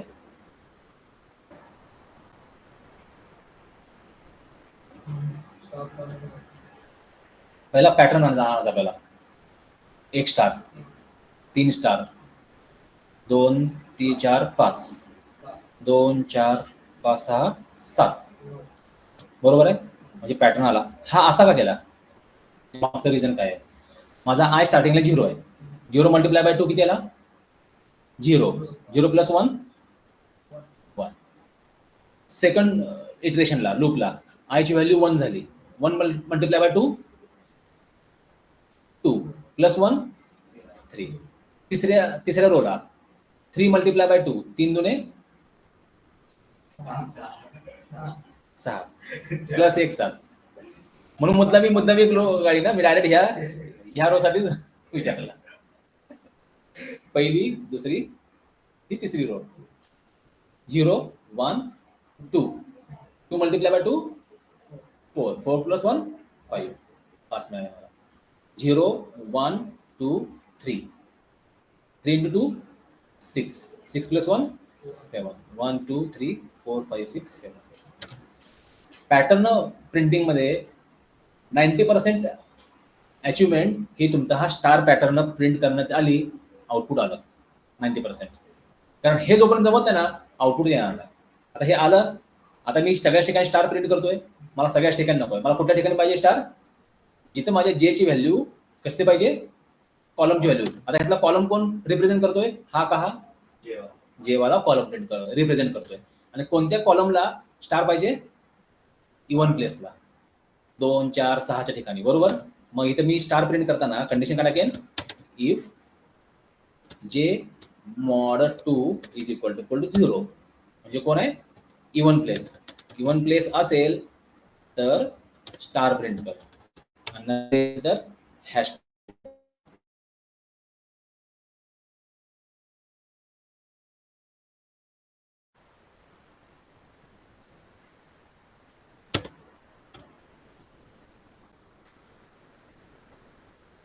बघा इथं सॉरी इथं एल्स पाहिजे होतं ना, मी एल्स न केल्यामुळं ते डबल प्रिंट झाली. तेच म्हणून असं का झालं डबल प्रिंट. हे बघा आता उलट झालं. जेची व्हॅल्यू 0 हे असताना हा, आता असं करावं लागेल मला मग. आलंय का बघा, इथं बरोबर स्टार आला, इथं स्टार आला. आता हॅशच्या जागी मी काय प्रिंट करेन, नंबर्स. पण तुम्ही थोडं ऑब्झर्व केलं का, प्रत्येक वेळेस स्टार्ट फ्रॉम 1च आहे, प्रत्येक रोला स्टार्ट फ्रॉम 1 आहे. ओके, मग इथं मी प्रिंट करताना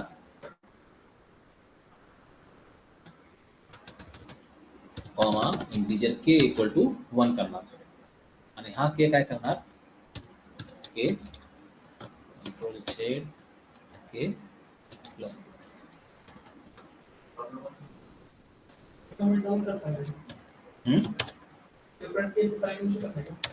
लिहिता येतं थोडं शॉर्टकट मारायचा प्रयत्न केला मी, मग केची गरज नाही आपल्याला काय करूया, इथं जेच करू मग आपण जे प्लस 1 करून टाकू, जाऊ दे तिसरा नको आपल्याला कोण. है ना, पण लोचा काय आलाय, आपल्याला कसं पाहिजे 1 2 3 पाहिजे ना. आता जे काय करायला आपल्याला 1 3 5 द्यायला लागलाय, 2 दिना ना इथं. मग आता आपल्याला ऑप्शन नाही. आता मग आपण काय करणार, इथं काय जे ना 0 प्रिंट होईल ना, आपल्याला 1 पासून प्रिंट करायचं आहे. मग इथं आपण के इक्वल टू 1 करणार, पहिली गोष्ट. दुसरी काय करणार, इथं के प्रिंट करणार आणि मग प्लस प्लस करणार. आता आपल्याला प्रत्येक वेळेस आपला पॅटर्न मिळेल. आला का बघा,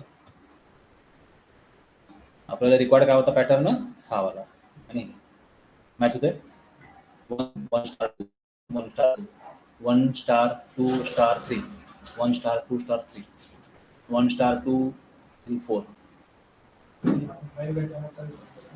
5 च्या ऐवजी कमी घ्या.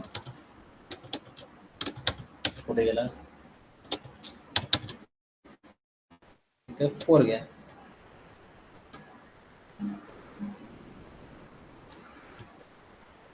मला फक्त काय होतं, आपण जे फॉर लूप मध्ये कॉमा करून असं प्रिंट करतो ना, हा शिशाबचा कोड अलाव नाही करत, फॉर लूप अलाव करत नाही ते डिक्लेअर करायला कॉमा करून. त्यामुळे इथं बाहेर डिक्लेअर केला आणि मग तो खाली इन्क्रीमेंट केला. मग इथे इन्क्रीमेंट करा किंवा मग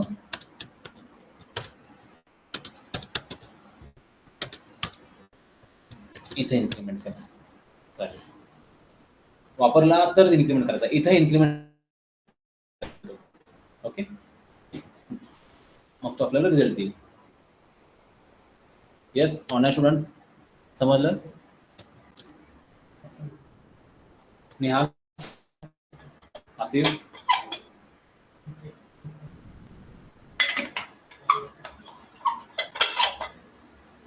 okay. Now next question, explain what is a injection dependency. Actually याला काय म्हणतात, dependency injection म्हणतात, and their types. So dependency injection. So what is a dependency injection? आता समजा, what is a dependency, what is the meaning of dependency? Depend राहणार, A B वर depend आहे, B C वर डिपेंड आहे.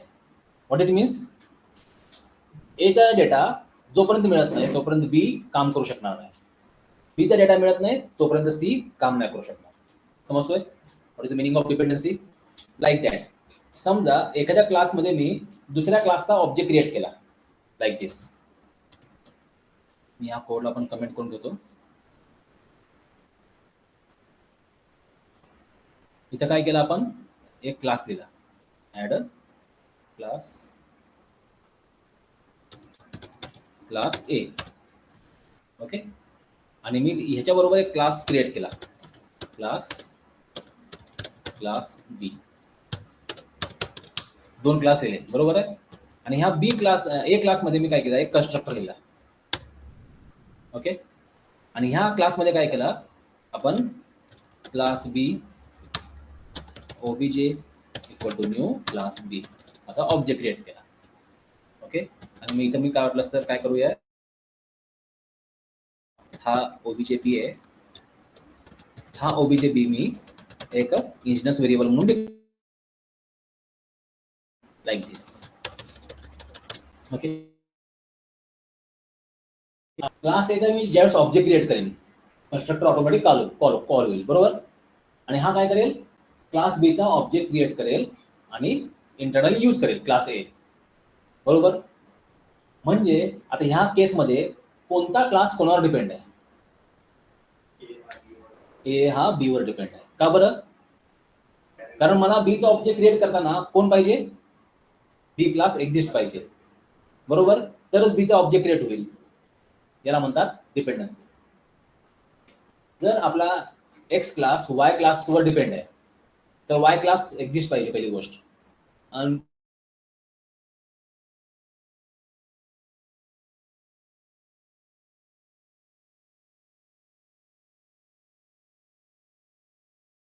म्हणजे आता इथे काय केलं, बी क्लासची पब्लिक वॉइड शो नावाची मेथड लिहिली.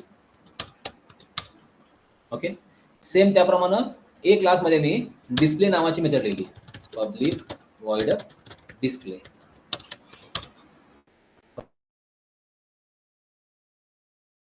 आता ह्या डिस्प्ले मेथडमध्ये मी काय करतोय, बी क्लासची शो मेथड कॉल करतोय. सो ओबीजे बी डॉट शो कॉल केली, करेक्ट. म्हणजे इथून शो मेथडला काय जाईल, तो शो मेथड एक्झिक्यूट करेल, माघारी येईल. पण सॉरी, बिफोर दॅट इथं आपण कॉल करतोय. सो आता इथे काय झालं, याला म्हणतात कपलिंग. जे डिपेंडन्सी येते, ज्या ठिकाणी डिपेंडन्सी येईल त्याला म्हणायचं कपलिंग. एक कपल क्रिएट झाला, ए बी वर डिपेंड झालाय, त्याला म्हणतात टेक्निकल भाषेत कपलिंग. आता मी बी ची शो मेथड कॉल करताना इथं शो मेथड मध्ये क्लास ए आरईएफ. ओके. आणि मग याच्यामध्ये ए ची मी दुसरी कुठली किंवा logic of A class A execute method call करून, मग इथून मी ए चा ऑब्जेक्ट पास केला, दिसला कळालं. क्लास मेथड कॉल करतोय, डिस्प्ले मेथड काय करते, बी क्लासची मेथड कॉल करते. पण ती मेथड काय करते, ए क्लासचा पॅरामीटर घेते, समजलं. मग ह्याच्याने काय झालं, स्ट्रॉंग कपलिंग झालं क्रिएट. समजलं. स्ट्रॉंग कपलिंग म्हणजे काय, जसं तुम्ही ट्रेनचं 2 हे बघता बघा, बोगी असती, त्या 2 बोगीच्या मध्ये एक हुक अडकवलेलं असतं, यल असं यल आकाराचं, एक्झॅक्ट अपोजिट. तिथे लिहिलेलं असतं strong loosely coupling not allowed. किंवा तुम्ही जर मालवाहतूक गाडी बघितली, लूज कपलिंग नॉट अलाउड म्हणजे काय, जे बांधलेलं असतं ना, पॅकिंग केलेलं असतं, त्याला म्हणतात कपलिंग. हे लूज अलाउ करत नाहीत ते, का तर ऍक्सिडेंट होऊ शकतं, पॉसिबिलिटी आहे. म्हणजे स्ट्रॉंग पाहिजे. आता इथे काय व्हायला, स्ट्रॉंग कपलिंग क्रिएट होतं. ए क्लास बी च्या ऑब्जेक्टवर डिपेंड झाला आणि बी ची मेथड ए च्या ऑब्जेक्टवर डिपेंड. समजलं. मग हे कपलिंग प्रोग्रामिंग लँग्वेज मध्ये और प्रोग्रामिंग वर्ल्ड मध्ये हार्मफुल आहे. हार्मफुल का बरं आहे, तर एक क्लास दुसऱ्या क्लाससाठी वेट करतोय, त्याच्या ऑब्जेक्टसाठी वेट करतोय. आणि एकदा का त्याने ऑब्जेक्ट क्रिएट केला, हा ऑब्जेक्ट मला बदलता येत नाही. समजलं. कारण कन्स्ट्रक्टर मध्ये काय लागलंय, बी चा ऑब्जेक्ट मी मॅन्युअली क्रिएट करतोय. आता मला वाटलं की हा बी चा दुसरा ऑब्जेक्ट कुठला तर पाहिजे. फॉर एक्झाम्पल मी हा प्रोजेक्ट क्रिएट केला आणि हा प्रोजेक्ट क्लायंटच्या मशीनवर इन्स्टॉल केला. प्रत्येक वेळेस काय व्हायला, क्लास ए क्लास बी चा ऑब्जेक्ट स्वतः क्रिएट करावा लागलाय. ओके. आणि त्याच्यात डेटा स्टोरिंग रिट्रायव्हिंग काम करायला लागलाय. आता मला काही दिवसांनी काय झालं, आफ्टर 6 months 7 months क्लास कस्टमरची रिक्वायरमेंट बदलली. ते काय म्हणाले, बी क्लास नको आम्हाला, सी क्लास पाहिजे. आपण काय म्हणणार, मला पॉसिबल नाही ते, का कोडमध्ये मी बी क्लास वापरलाय. परत काय करावं लागेल, तो कोड किंवा माझ्या ओरिजिनल डेटाबेस कोडमध्ये मॉडिफिकेशन करून क्लास बी च्या ऐवजी क्लास सी घ्यावं लागेल. समजलं?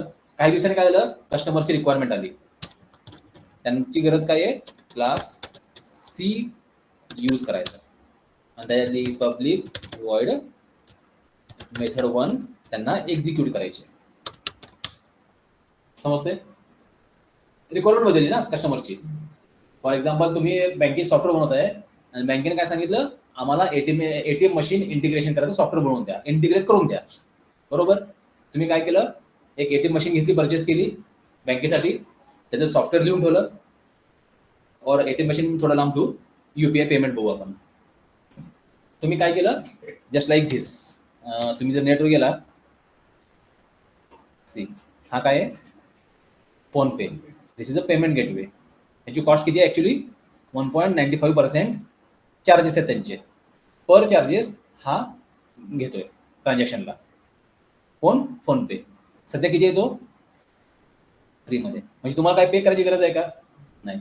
मग तुम्ही बँकेला काय म्हटला, मी तुम्हाला पेमेंट गेटवे इंटिग्रेट करून देतो, फुकट आहे म्हणून तुम्ही फोन पे वापरला. 6 महिने झाले, वर्ष झाले, 2 वर्ष झाले, आता फोनपेने चार्जेस वाढवले, फ्री काढून टाकलं आणि चार्जेस लावले. मग बँक काय म्हणली, आम्हाला फोन पे नकोय, आम्हाला इंडियन गव्हर्नमेंटने दिलेलं भीम युपीआय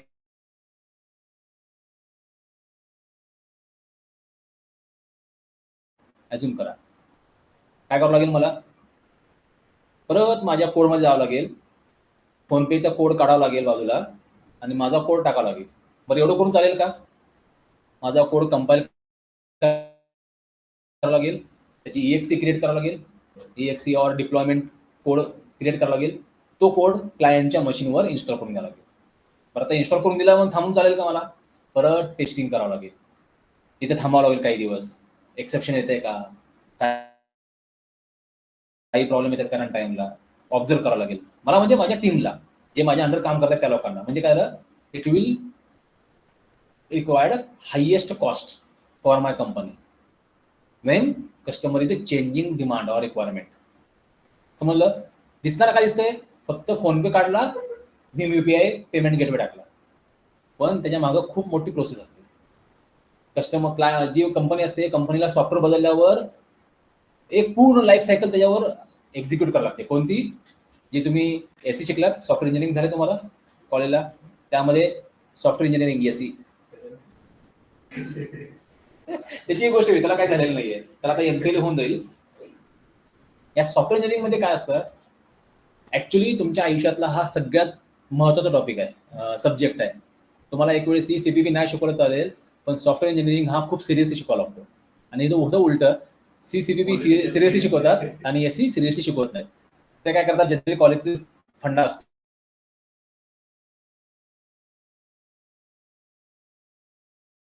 बायकांमध्ये द्यायचं सब्जेक्ट आहे कॉलेज साईडला, मग ते काहीतरी रट्टा मारतात आणि तुम्हाला शिकवतात 4 लाईन. पण हा एससी सब्जेक्ट तुमच्या फ्युचरसाठी खूप महत्वाचा आहे. का, after 10 year, 3 year, 4 year, 5 year, you are getting promotion at a higher post, team leader, branch manager, VP or any lead person. त्यांचं काम काय असतं, handle that a project properly. मग एखादं सॉफ्टवेअर डेव्हलप करताना ह्या जे सॉफ्टवेअर इंजिनिअरिंग मधल्या लाईफ सायकल आहेत त्या यूज करतात. ते कोणत्या, RDLC, सॉरी वॉटरफॉल मॉडेल, और वेगवेगळे जे मॉडेल्स आहेत बघा, ते काहीतरी 6-7 काहीतरी आहेत. ते मॉडेल काय असतात, तर त्यामध्ये सगळं प्लॅनिंग, एक्झिक्युटिंग, टेस्टिंग आणि डिप्लॉय ही सगळी प्रोसेस त्या मॉडेलमध्ये बाइंड केलेली असते. वॉटरफॉल मॉडेल म्हणजे काय, पहिला कोड करायचा, चेक करायचा, फेल गेला परत मॉडिफाय करायचा, चेक करायचा, असा जो जसं धबधबा पडतो बघा वॉटरफॉल, त्याप्रमाणे ते काम चालतं. पण तो मॉडेल सध्या मार्केटमध्ये फेल गेलाय, कंपनीला कॉस्टली पडतं, मग ते वेगवेगळे मॉडेल वापरतात. मग असे हे जे मॉडेल्स आहेत हे तुम्हाला आले पाहिजेत. मग आता मी काय केलंय, माझ्या कोडमध्ये कस्टमरची रिक्वायरमेंट प्रमाणे चेंजेस केले. आपला हा फोन पे काढला आणि भीम युपीआय पेमेंट गेटवे ऍड केला. मला लगेच तो डिप्लॉय नाही करता येत, मला तो कोड चेंज केल्यानंतर माझ्या टीम समोर ठेवावा लागतो मीटिंगमध्ये. मग त्या टीम मधले काही टेस्टिंग वाले टीम असते, मॅन्युअल टेस्टिंग, ऑटोमेशन टेस्टिंग वाले, युनिट टेस्टिंग वाले वेगवेगळे असतात. मग ते काय करणार, माझा हा चेंज केलेला कोड अख्खा प्रोजेक्ट परत पहिल्यापासून टेस्टिंग करणार. माझ्या प्रोजेक्टमध्ये समजा 1000 फाईल आहेत, मी एकाच फाईलमध्ये चेंज केलाय, ते एकच फाईल नाही चेक करत, ते काय करतात, पूर्ण प्रोजेक्ट चेक करतात. का बरं? मे बी ही फाईल कुठेतरी दुसरीकडे रेफरन्स वापरली असेल, यूज केली असेल, बँकेतल्या ऍप्लिकेशनमध्ये लोन सेक्शनमध्ये वापरली असेल, मे बी FD मध्ये वापरले असेल, मे बी RD मध्ये वापरले असेल, कुठेतरी वापरले असणार ना. तिथं त्यांचा इम्पॅक्ट होऊ नये, प्रॉब्लेम होऊ नये म्हणून अख्खा प्रोजेक्ट परत मला टेस्टिंग करून घ्यावा लागतो. त्याला टाइम वेस्ट गेला. बरं ते फुकट नाही करणार, त्यांना मला पेमेंट द्यावं लागणार आहे. त्यांच्या रिपोर्ट नंतर परत मॉडिफिकेशन करावं लागतील, चेंजेस, परत कोड डिप्लॉय करावा लागेल, परत क्लायंटच्या मशीनवर जावं लागेल, तिथे जाऊन परत होल्ड करावं लागेल. हा, तुम्ही ट्रान्झॅक्शन करा, आमची टीम वॉच ठेवेल, मे बी काहीतरी रिअल टाइमला फेल्युअर होतं का नाही बघायला. मग आफ्टर 2 months 3 months मग आपण सर्टिफाय करणार, now it is working, you can continue it. समजतोय? What is the real impact of changing that code, what is the impact of coupling. का बरं झाला प्रॉब्लेम एवढा सगळा? कारण मी कोड लिहिताना स्ट्रॉंगली कपलिंग केलं. फोनपे ऑब्जेक्ट डायरेक्टली वापरला. ह्याच्याऐवजी जर मी डिपेंडन्सी कमी केली असती तर काय झालं असतं, हा प्रॉब्लेम आला नसता. मग मी लिहितानाच कोड असा लिहिला असता, फोनपे आणि भीम UPI यांचा पॅरेंट कोण आहे, काय आयडिया असेल? दीज आर द पेमेंट, जे काही तुम्ही हे वापरता, इंटरनल UPI वापरता बघा, UPI पेमेंट करायला हे त्याला काय म्हणता बघा आपण, जे लॉजिक वापरतो आपण इंटरनली ट्रान्झॅक्शन करायला, त्याची पण एक तिसरी कंपनी आहे. त्यांचा पॅरेंट क्लास जर वापरला आपण, जे ह्यांना सगळ्यांना सर्व्हिस प्रोव्हाइड करतोय, मग मी हा खालचा चाइल्ड बदलला रन टाइमला, काहीच फरक नाही पडणार मला. डायरेक्ट काय होईल, ट्रान्झॅक्शन्स इझिली स्मूथली काम करतील. समजलं? म्हणजे मी जर समजा instead of here class B आणि क्लास C चा ऑब्जेक्ट इथं क्रिएट करतोय, बरोबर आहे, याच्याऐवजी मी काय केलं, एक ह्या दोघांचा पॅरेंट क्रिएट केला, क्लास D. ओके, आणि ह्या D क्लासला क्लास C मध्ये पण इनहेरिट केला.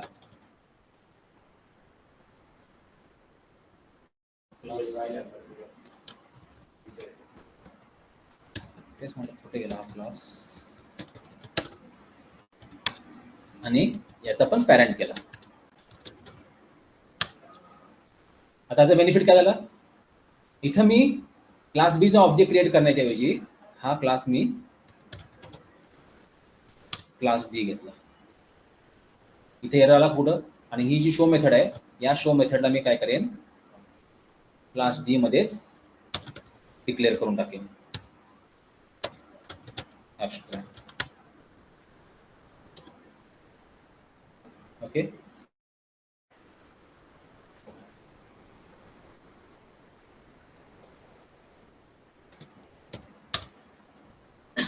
आता मला मी ॲब्स्ट्रॅक्ट म्हणण्याच्या ऐवजी इथं इंटरफेस मध्ये, ह्याच्यानं काय झालं, या D क्लासला मी इथं खाली इनहेरिट केल्यामुळं काय म्हणतात, ओके, इथं आपल्याला तो इम्प्लिमेंट कर म्हणतोय, कॉपी पेस्ट. आता बेनिफिट काय झाला, मी क्लास D चा रेफरन्स व्हेरिएबल वापरला आहे, बरोबर. आता 10 ठिकाणी चेंज करण्याच्या ऐवजी मी फक्त काय करेन, इथं B चा ऑब्जेक्ट क्रिएट करायच्या ऐवजी C चा ऑब्जेक्ट क्रिएट करेन. बेनिफिट झाला, फरक कळाला. जर इंटरफेस वापरला तर मिनिमम चेंजेस करावे लागले, तरी सुद्धा डिपेंडन्सी इंजेक्शन मध्ये असं अलाउड करत नाही. समजा आपल्याला डिपेंडन्सी इंजेक्शन्स इम्प्लिमेंट करायचे, हे तुम्हाला कळालं आतापर्यंत, डिपेंडन्सी कशी होते, त्याचा इम्पॅक्ट काय होतो, ड्रॉबॅक काय होतो. आता डिपेंडन्सी इंजेक्शन सॉल्व्ह करताना 3 टाईप आहेत डिपेंडन्सी इंजेक्शनचे सॉल्व्ह करायला. पहिला आहे कन्स्ट्रक्टर इंजेक्शन किंवा डिपेंडन्सी इंजेक्शन, सेकंड आहे property, and third one is a method level. Method dependency injection, constructor dependency injection आणि प्रॉपर्टी डिपेंडन्सी इंजेक्शन. मग आता कन्स्ट्रक्टर मध्ये इथं ज्यावेळेस आपण ऑब्जेक्ट क्रिएट करू लाईक दिस ओबीजे बी म्हणण्याच्या ऐवजी मी इथं काय होतो ओबीजे म्हणतो.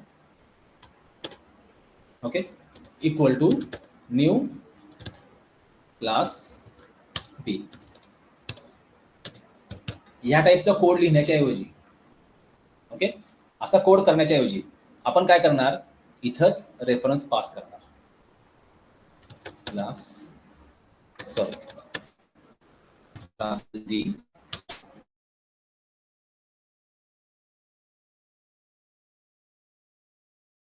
To REF. समजलं काय केलं आपण. त्याच्याला बेनिफिट काय होईल when we are creating object of our class. इथला एरर गेला ना. हा गो टू प्रोग्राम फाईल. आता इथं object class A OBJ A equal to new class A असा मी ऑब्जेक्ट क्रिएट करतोय. कोणाचा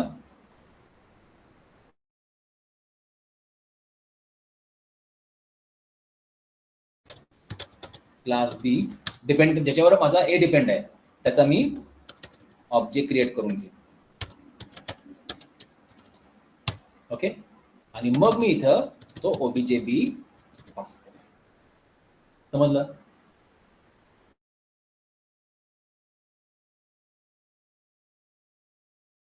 कसे काय हे बघा go to class A and call here data display method. Display मधून आपण त्याची मेथड कॉल केली शो. मी इथं बी मध्ये काय लिहिलं एक लॉजिक लिहिलं. हा कोड मी डिलीट करून टाकतो. Console dot write line this is a show from class बी.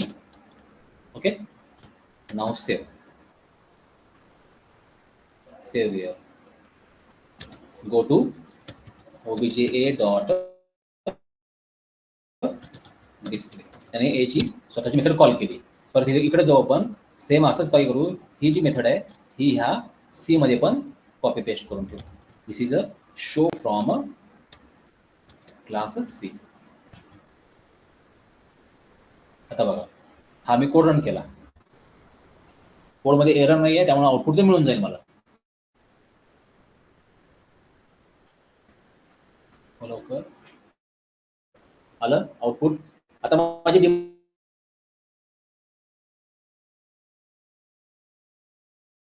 मग मी फक्त काय करणार इथं ऑब्जेक्ट जो पास केलेला आहे तो मी काय करेन class C OBJ C equal to new class C चा ऑब्जेक्ट क्रिएट करेन आणि मग इथं मी बी च्या ऐवजी सी चा ऑब्जेक्ट पास करेन. माझा ओरिजिनल कोड मध्ये चेंज करायची गरज पडली का मला. तो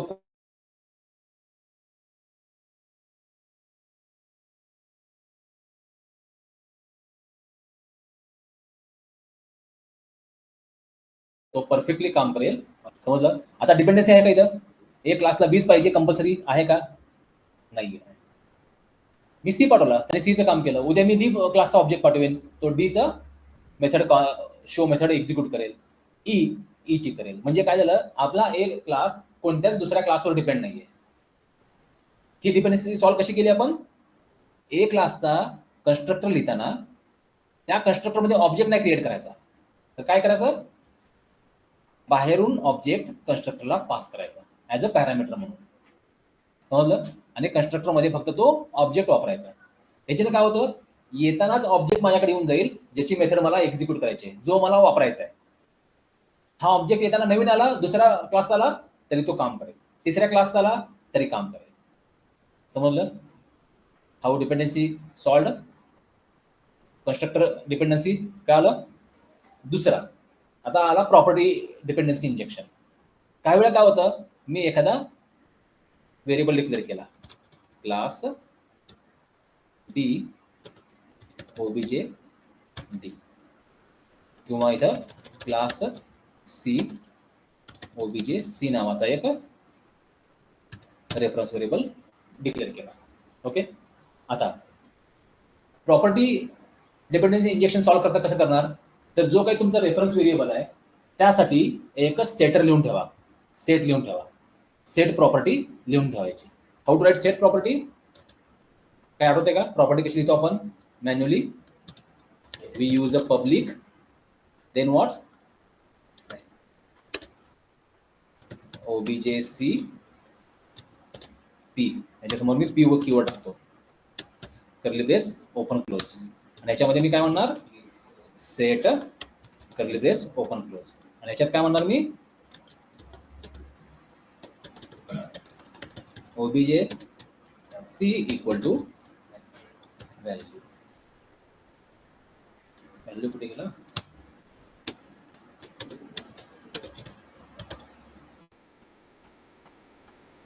सॉरी, इथं पब्लिक, मी डेटा टाईप लिहायचं विसरून गेलो, इथं क्लास. मला पण आय थिंक सेडिकेट वापरायला सवय लागल्यामुळे प्रॉपर्टीमुळे लक्षात आलं नाही. Public data type variable name property name write down one set. आता ह्याच्याने काय होतं? आता मला कन्स्ट्रक्टर वापरायचं नाहीये. समजा माझ्याकडे कन्स्ट्रक्टर यूज नाही करायचा, मला सी क्लासची मेथड कॉल करायची, एक्झिक्यूट करायची, आणि मी काय केलंय? इथून पास करताना बी क्लासचा ऑब्जेक्ट पास केलाय. त्यामुळे ही डिस्प्ले मेथड काय करेल? सी ची मेथड एक्झिक्यूट करेल. बरोबर आहे? आता आपल्याला काय करायचंय? बी ची मेथड एक्झिक्यूट करेल. आता आपल्याला सी पाहिजे, आपण काय करणार?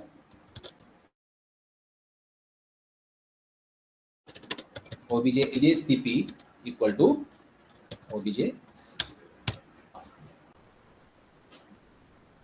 याच्याने आपण डिपेंडन्सी सॉल्व्ह होते. आता हा ए चा ऑब्जेक्ट आहे, सी वर डिपेंड नाहीये, एकाच फिक्स ऑब्जेक्टवर डिपेंड नाहीये. सी क्लासचा मी दुसरा नवीन ऑब्जेक्ट क्रिएट केला, तो पण इथे पास करू शकतो, तो एक्झिक्यूट होऊन जाईल. समजलं? प्रॉपर्टी डिपेंडन्सी सॉल्व्ह कशी करायची? तर तुमच्या क्लासमध्ये जो व्हेरिएबल आहे त्याची एक प्रॉपर्टी लिहा. ती कोणती प्रॉपर्टी पाहिजे? सेटवाली. एक सेट मेथड त्यात लिहायची, ती प्रॉपर्टी लिहायची. याला म्हणतात प्रॉपर्टी डिपेंडन्सी सोल्युशन. समजलं? येस ऑनलाईन स्टुडंट, कळतंय? Yes sir. Method dependency. आता मेथड लेवलवर डिपेंडन्सी सॉल्व्ह कशी करायची?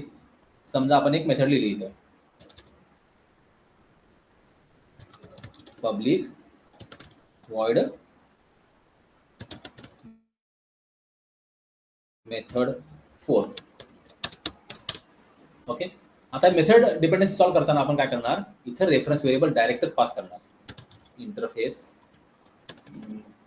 सॉरी आपलं इंटरफेस नाव काय? Class D.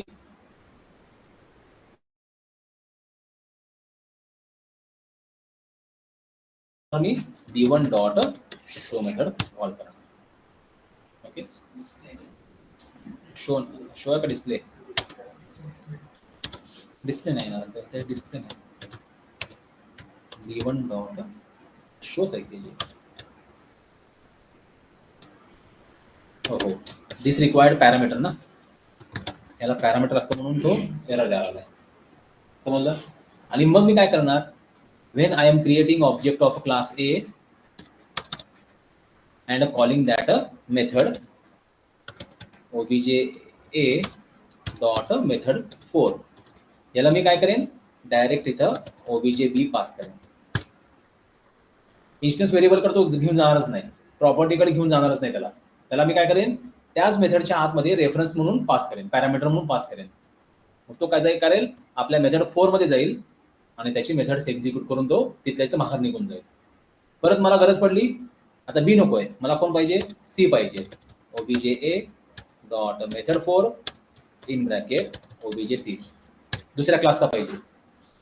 पेमेंट मला सेंड करायचंय, फोन पे नकोय, कुठला पाहिजे? त्याची मेथड पाहिजे, भीम यूपीआयची मेथड पाहिजे. मी डायरेक्ट काय करणार? इथं आपल्या मेथडमध्ये भीम यूपीआयचा ऑब्जेक्ट पास करणार, ऑटोमॅटिक आतून पेमेंटची मेथड एक्झिक्यूट होऊन जाईल.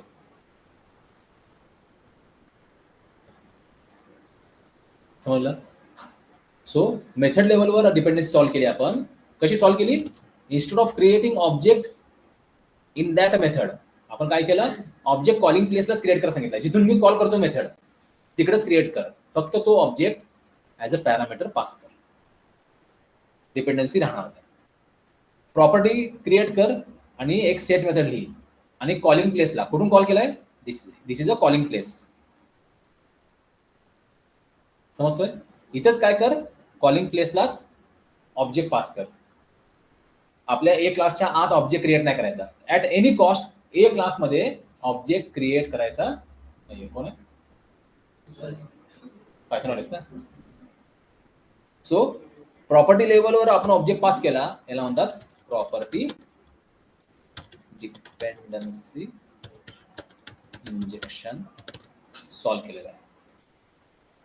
हा मेथड. आणि इथं क्लासचा ऑब्जेक्ट क्रिएट करतानाच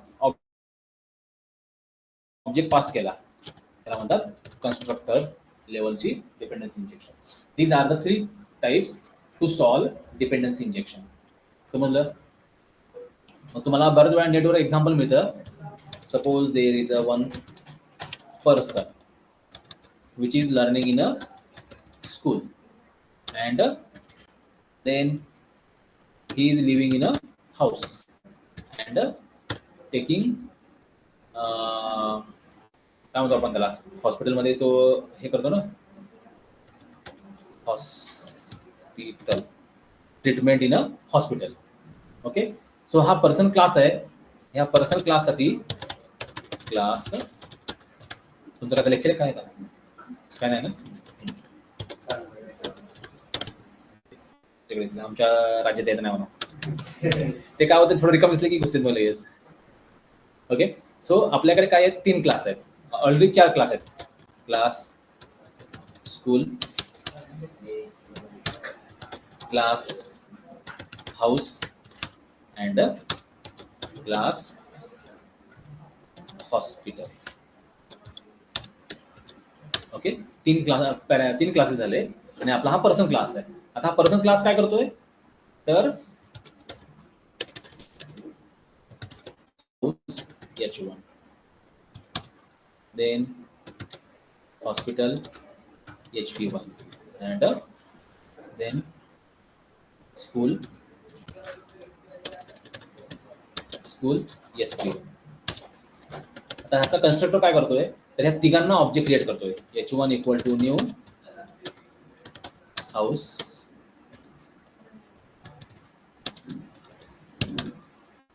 HP1 equal to new hospital and SP1 equal to new. आता ह्याचं काय झालं, this person class is a depend on a house, hospital and a school. Okay, आता मग त्याला पहिल्यांदा काय, तो काय करतोय, हाऊस क्लासचा एक ऑब्जेक्ट, हॉस्पिटल क्लासचा एक ऑब्जेक्ट, स्कूल क्लासचा एक ऑब्जेक्ट तो क्रिएट करतोय. आता हा ऑब्जेक्ट कन्स्ट्रक्टर मध्ये क्रिएट करतोय आतमध्ये. सो ह्याचा प्रॉब्लेम काय झाला, उद्या मला हाऊस बदलायचंय, दुसऱ्या हाऊसमध्ये जायचंय. पॉसिबल आहे का? नाही, कारण आतमध्ये ऑब्जेक्ट क्रिएट केलाय. मला परत नवीन पर्सनचा ऑब्जेक्ट क्रिएट करावा लागेल. नवीन पर्सनचा ऑब्जेक्ट म्हणजे काय आला,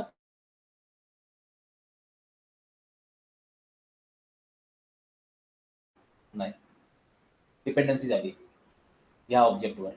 समजतोय?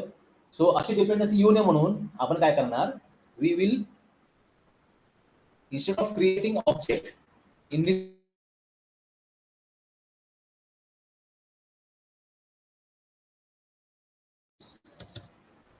reference variable and store that house reference variable in a h1 equal to hh. समजलं? मग मी काय करेन, पर्सनचा ऑब्जेक्ट बाहेर जिथे क्रिएट केलेला आहे तिथेच मी काय करेन, हाऊसचा ऑब्जेक्ट क्रिएट करेन. आता नवीन हाऊस पाहिजे मला, बारका हाऊस आहे माझं, नवीन मोठा वाला दुसरा हाऊस परचेस केला, त्याचा ऑब्जेक्ट क्रिएट करेन मी आणि मग तो इथं माझ्या ह्या पर्सनला कन्स्ट्रक्टर मध्येच पास करेल. समजलं? How to solve dependency in a constructor level. दुसरी कुठली आहे प्रॉपर्टी लेवलची, when we declare that a school property, what we do, we will write one property for a school SC1. हा आपण एक व्हेरिएबल डिक्लेअर केलेला आहे, हा व्हेरिएबल प्रायव्हेट आहे. यासाठी मी काय करणार, एक पब्लिक प्रॉपर्टी देणार, पब्लिक स्कूल SS अँड याच्यात काय करणार, एक सेट मेथड लिहिणार. मेथड काय करेल, एससी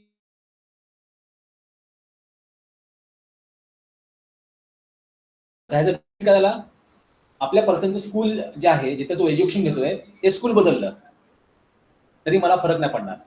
मी काय करणार, P1 dot SS equal to नवीन स्कूलचा ऑब्जेक्ट, तो ते स्कूल ऍक्सेस करेल. म्हणजे काय झालं, माझ्या ओरिजिनल कोडला मला चेंज करायची गरज पडली का, नाही पडली. So property level dependency solve केली. समजलं. आता मेथड लेवलवर, आता तो काय करतोय, हॉस्पिटलमध्ये ट्रीटमेंट घेतोय. ओके, आता त्या हॉस्पिटलमध्ये तो एकाच टाईपची एका हॉस्पिटलमध्ये घेतोय, दुसऱ्या हॉस्पिटलमध्ये त्याला ट्रीटमेंट घ्यायची आहे. तो काय करेल, एक पब्लिक वॉइड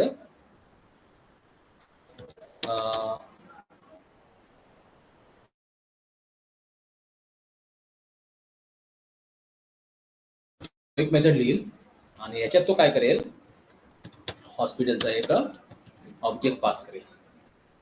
तो काय करेल, HP1 equal to HP copy करून देईल. म्हणजे मला प्रत्येक वेळेस वेगवेगळ्या ट्रीटमेंटसाठी वेगवेगळे हॉस्पिटल प्रेफर करायचे. कधी भारती पाहिजे, कधी दीनानाथ पाहिजे, कधी माई मंगेशकर पाहिजे. I will create their object and pass to that pure method. ह्याच्याने काय होईल, वेगळ्या हॉस्पिटलची मला वेगळी ट्रीटमेंट घेता येईल. मी ह्याच्या आत क्रिएट नाही करणार, कुठं, माझ्या पर्सन क्लासच्या आत कुठलाच ऑब्जेक्ट क्रिएट करणार नाही. समजलं. सगळे ऑब्जेक्ट बाहेर येत आहेत, सो डिपेंडन्सी नाही आता काय. क्लासच्या आत जर ऑब्जेक्ट क्रिएट केला, डिपेंडन्सी आली, मला ऑब्जेक्ट बदलता येत नाही ना आपल्याला, कारण पर्सन बदलून नाही चालणार. मला हॉस्पिटल बदललं चालेल, स्कूल बदललं चालेल, पण पर्सनचा ऑब्जेक्ट बदलला पाहिजे का, नाही चालणार, कारण तो एकच ऑब्जेक्ट आहे माझा. जसं बँकेचं ऍप्लिकेशन आहे माझं, त्या बँकेच्या ऍप्लिकेशनमध्ये कस्टमर एकच ऑब्जेक्ट आहे, अकाउंट नंबर येते. मी नवीन कस्टमर क्रिएट करेन का, त्याच कस्टमरसाठी नाही चालणार का. नवीन कस्टमर क्रिएट केला तर काय होईल, डेटा मे बी चेंज होऊन जाईल, त्याचा अकाउंट नंबर बदलेल, बॅलन्स बदलेल, त्याचा नॉमिनी बदलेल, काहीतरी बदलेल त्याचं. म्हणून मला कस्टमरचा ऑब्जेक्ट बदलून नाही चालणार. पण कस्टमरवर मी जे काही ऑपरेशन करतोय वेगवेगळ्या क्लासचे, एफडी काढतोय, तो बँकेचा आता नवीन फंडा निघालेला आहे, शेअर मार्केटमध्ये बँकेचे इन्व्हेस्टमेंट आहेत बऱ्याचशा, गव्हर्नमेंट बँकेच्या पण, प्रायव्हेट ॲज वेल एज गव्हर्नमेंट बँक. मग तो त्या बँकेचे शेअर्स परचेस करतोय. समजा मी एसबीआयचं अकाउंट आहे, एसबीआयचे शेअर्स परचेस करून ठेवले एक 10 लाखाचे, आणि उद्या माझं नवीन अकाउंट निघालं, का होऊन जाईल, नवीन अकाउंटमध्ये ते बॅलन्स जाईल का, नाही जाणार. काय होईल, तो लॉस होऊन जाईल डेटा माझा. 10 लाख रुपयाची शेअर्सची जी काही मला रिफंड मिळणार आहे किंवा काही मिळणार आहे ते मिळणार नाही, पॉसिबिलिटी आहे डेटा लॉस व्हायची. म्हणून काय, आपला ओरिजिनल जो क्लास आहे तो काय करतोय, बाहेरून ऑब्जेक्ट इम्पोर्ट करतोय, either through constructor, through property or through method. So there are 3 techniques to solve dependency: using constructor dependency injection, using property dependency injection, using method dependency injection. आता ह्यातली कोणती कधी वापरायची, ज्या वेळेस मला पर्सन ऑब्जेक्ट क्रिएट करताना त्याच्या बरोबर तो येणारा बाहेरचा आउटसाइडचा ऑब्जेक्ट आहे, हा लॉंग लाईफ यूज करायचा आहे. जसं मी काय घर उद्या आज ह्या घरात आहे, उद्या त्या घरात आहे, असं होत नाही ना. जरी रेंटचं असलं तर ऍटलीस्ट 6 महिने 1 वर्ष तर राहावं लागेल, बरोबर आहे. पण हॉस्पिटल, आज ताप आलाय, घरा बाजूच्या हॉस्पिटलला गेलो, उद्या अंग दुखतंय, दुसऱ्या हॉस्पिटलला जाईल, परवा येताना गाडीवर पाय मोडला, तिसऱ्या हॉस्पिटल जाईल. असं काही एकच फिक्स हॉस्पिटल आहे का माझं, नाही ना, चेंज होणार आहे. सो जे ऑब्जेक्ट्स माझे फ्रिक्वेंटली चेंज होत नाहीयेत, I will pass that object through constructor. जे फ्रिक्वेंटली बदलत नाही, सारखं सारखं बदलत नाही, पण बदलाची पॉसिबिलिटी आहे. तर एका घरात मी 6 वर्ष राहतोय रेंटवर, याचा अर्थ असा नाही की आयुष्यभर तिथे राहील. तुम्ही ज्या घरात राहताय त्या घरात तुम्ही आयुष्यभर राहणारच आहे का, गॅरंटी आहे का, मे बी बदलणार आहे. तुम्ही मोठा झाला, चांगला जॉब लागला, पॅकेज चांगलं मिळालं, you can own purchase your own house and you will shift there, either with family or your own family, possibility आहे. घर बदलेल, पण ते रेग्युलर बदलेल का दरवर्षी, नाही. असे ऑब्जेक्ट्स जे मी फ्रिक्वेंटली वापरत नाही, यूज नाही करत, I will pass through constructor. समजलं. जे सारखं फ्रिक्वेंटली बदलत आहेत, I will pass through it with a property. समजलं. जे कंटिन्यू बदलत आहेत माझे, असे पास करेन मी प्रॉपर्टी मधून. आणि जे थोडेफार बदलत आहेत. म्हणजे हे प्रॉपर्टी आणि मेथड ऑलमोस्ट सेम आहे. तुम्ही मेथडला पण पास केला किंवा प्रॉपर्टी यूज केला तरी चालेल. पण प्रॉपर्टीमध्ये कसं असतात, कंटिन्यू बदलत आहेत ते. त्यांची फ्रिक्वेन्सी जास्त आहे बदलायची, ते प्रॉपर्टीने पास करा. आणि ज्यांची फ्रिक्वेन्सी कमी आहे ते इथून पास करा. समजलं? सो ह्यासाठी काय करतात, आता इथं मी डिपेंडन्सी इंजेक्शन सॉल्व्ह केलेलं आहे by using that on class directly. Okay. Dependency injection solve करायला इंटरफेस लागत नाही, गरज नाहीये. पण थोडं आन्सर ॲक्युरेट येण्यासाठी डिपेंडन्सी इंजेक्शन इझिली सॉल्व्ह होण्यासाठी इंटरफेसेस प्रेफर केले जातात, प्रेफरन्स दिला जातो. समजतोय? पण गरज नाहीये. Is it required just like your कुठला क्वेश्चन आपण हे म्हणतोय बऱ्याचशा पार्टमध्ये, फॉर एक्झाम्पल जॉईन शिकवताना बऱ्याच वेळा काय करतात, प्रायमरी की फॉरेन कीनच जॉईन वापरतात. पण प्रायमरी की फॉरेन की रिलेशनशिप पाहिजे का जॉईनला? नॉट ॲट ऑल, लागत नाही. फक्त रूल जे आहेत त्याचे 2 डिफरंट टेबलचे कॉलमचे डेटा टाईप सेम पाहिजेत तरच जॉईन काम करेल. That's it. तसं डिपेंडन्सी इंजेक्शन साठी जर तुम्ही इंटरफेस वापरला, फ्लेक्झिबिलिटी वाढते. समजतोय? कोड मॉडिफिकेशन कमी करावा लागतो इंटरफेस वापरला. जर इंटरफेस वापरला नाही तर तुम्हाला कोडमध्ये मायनर चेंजेस करावे लागतील. कुठं? ओरिजिनल कोडमध्ये. का बरं? आता इथे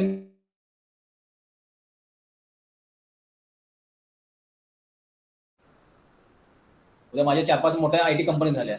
जस्ट लाईक तुमचे ते हे असतात बघा, पुण्याचे मुंबईचे कोणते स्टार आहेत, फिल्म स्टार, ते काय करतात, अख्खे अपार्टमेंटच विकत घेतात. बरोबर? सलमान खानची अख्खे अपार्टमेंटच आहे त्याची स्वतःचीच. तसं तुम्हाला अपार्टमेंट घ्यायचे, नॉट पॉसिबल. का बरं? कारण मी तर पॅरामीटर कोणाच घेतलाय? हाऊसचा घेतलाय, अपार्टमेंटचा नाहीये. मग अपार्टमेंट आणि हाऊस हे दोन्ही ज्या इंटरफेसचे मेंबर असतील, चाइल्ड असतील, तो जर मी वापरला, मला हा कोड बदलावा लागत नाही ना. So this is benefit of a interface. समजलं? Yes online student? Yes sir. हे कळलं डिपेंडन्सी इंजेक्शन्स. नेटवर काय करा, फक्त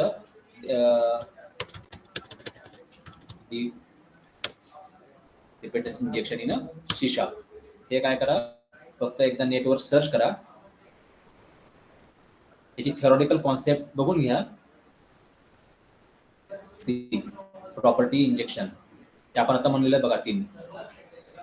constructor injection, then property injection, and third one is a method injection. These are the solution for dependency injection. ते कसे काम करतात काय हे एकदा थोडंफार वाचून घ्या.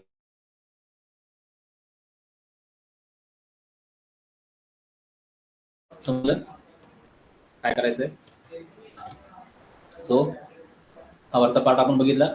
हे सगळेचे क्वेश्चन्स आहेत ना, हे त्याचे क्वेश्चन लिहा पेपरवर, नेटवरून व्यवस्थित त्याचे आन्सर्स थेरोटिकल काढा, एक्सप्लेनेशन लिहा, त्याच्या खाली एक्झाम्पल स्मॉल 2-3 लाईनचं, जे तुम्हाला एक्सप्लेन करताना इझिली एक्सप्लेन करता आला पाहिजे. खूप मोठं घ्यायचं नाहीये, 15-20 लाईनचं. किती एक्झाम्पल पाहिजे? हार्डली 2 किंवा 3-4 लाईनचं पाहिजे, त्याच्यावर एक्झाम्पल नको. ओके. असे एक्झाम्पल असे लिहून हे सगळे क्वेश्चन्स लिहून काढा.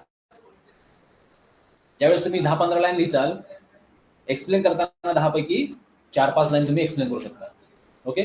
सो ह्या 4 लाईन आणि जे एक्झाम्पल लिहिलेलं आहे 3 लाईनचं, 4 आणि 3 7 लाईन झाल्या. So that one is enough for explanation in a company round. समजलं? पण लिहिताना तुम्ही 10च्या ऐवजी 4 लाईन लिहिल्या, लक्षात 1 लाईन राहील, आणि एक्झाम्पल लिहिला नाही तर 1 लाईन मध्येच तुमचा आन्सर वाइंड अप होऊन जाईल. So it will not accepted by company person. Okay. आता आपण यातले सगळेच पॉईंट डिस्कस केलेत ना? कुठं राहिला यातला? ऑलमोस्ट सगळेच कव्हर केलेत. ओके.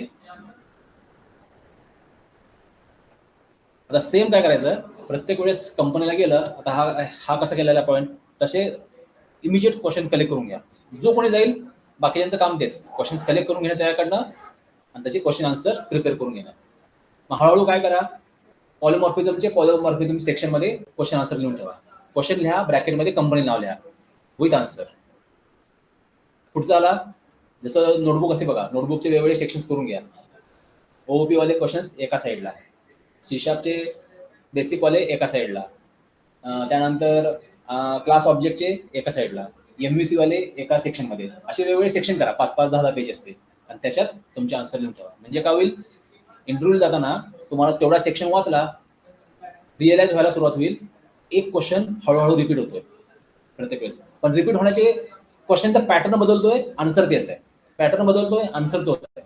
हे तुम्हाला हळूहळू स्वतःलाच रिअलाइज होईल आणि मग तुम्ही वेगवेगळ्या अँगल मधल्या क्वेश्चनचे आन्सर द्यायला कॅपेबल होता. कळतोय? जसं इथं बघा, मागं मी तुम्हाला शेअर केला असेल may be, detail interview question answers. हे बघा, ते तुम्हाला म्हणलं ना, माझा स्टुडंट जो आहे त्याला अशी सवय लागली होती, अजून तसं करतोय तो. ओपन विथ फोटो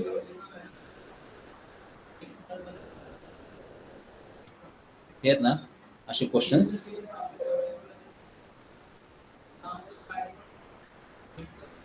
वेगवेगळे काढून ठेवायचे. डिझाईन पॅटर्न हे वेगवेगळे, त्यानंतर edu.netचे क्वेश्चन्स, API वरचे क्वेश्चन्स, DB वरचे क्वेश्चन्स, असे वेगवेगळे क्वेश्चन्स काढून ठेवा.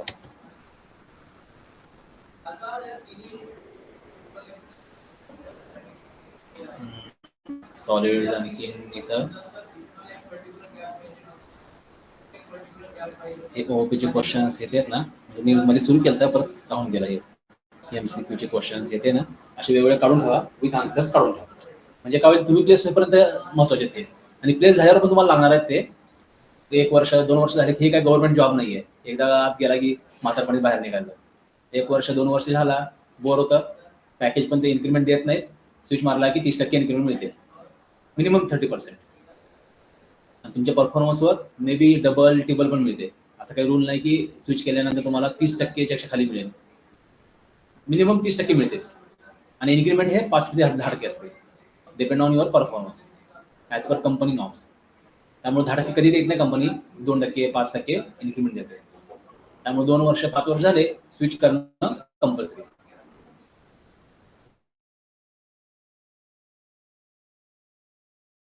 व्हॅल्यू वाढणार नाही. मग त्यावेळेस तुम्हाला परत हे सगळं लागणार आहे. आता त्या पोराला एक्सपिरियन्स 7 ते 8 वर्षाचा आहे, चांगल्या पॅकेजवर येतो, तरी पण तो हा असे वेगवेगळे क्वेश्चन्स कलेक्ट करून ठेवतो. का बरं? तर त्यात त्याला मोठ्या कंपनी इंटरव्ह्यू जाताना हे क्वेश्चन्स परत त्याला बेनिफिशियल होतात. कारण प्रत्येक शेवटी, फॉर एक्झाम्पल मी तुमचा मॉक घ्यायला आलोय, तर मॉक घ्यायला मी शेवटी ह्युमनच आहे. मी काय असं कॉम्प्युटर नाहीये किंवा माझ्याकडे 50-60 lakh क्वेश्चनचा question bank break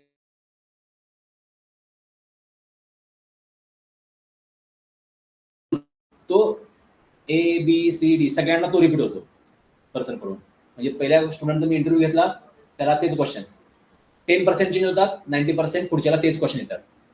answer तेच असतं, काही वेळा क्वेश्चनचा फॉर्मॅट बदलतो.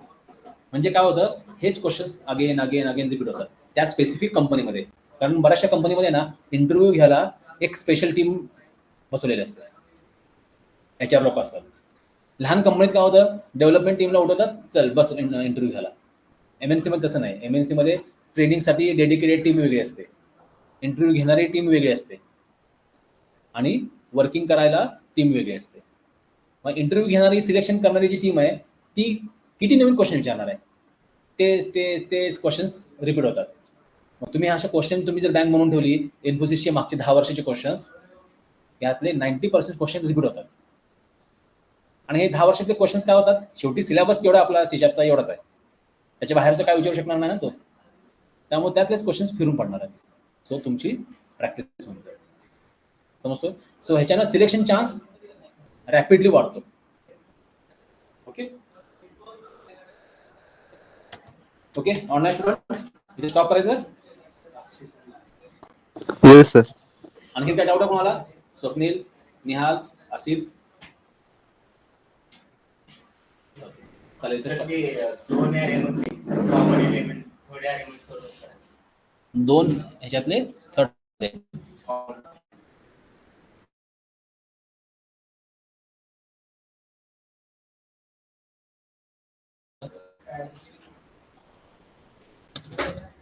हा इंटिजर आपला पहिला ॲरे. ओके ऑनलाईन स्टुडंट, आपलं लेक्चर झालेलं आहे, ज्यांना जायचं जाऊ शकता. फक्त सुहासचा एक डाऊट आहे, थोडा सॉल्व्ह करतो. आता हा ए ॲरे 1, 2, 3, 4, 5, 6 यात हे एलिमेंट्स आहेत, बरोबर.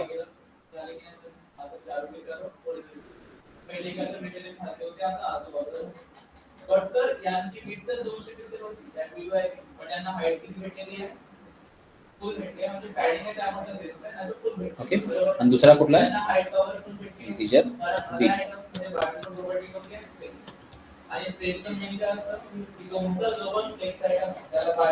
एलिमेंट्स बरोबर आहे. आपल्याला सी मध्ये कॉमन एलिमेंट टाकायचे.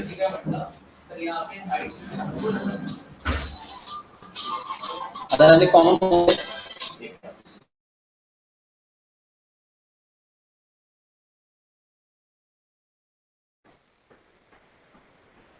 एक थोडा वेळ, एक वाजेपर्यंत, अर्धा पाऊण तास. हो चालेल, लवकर करतो.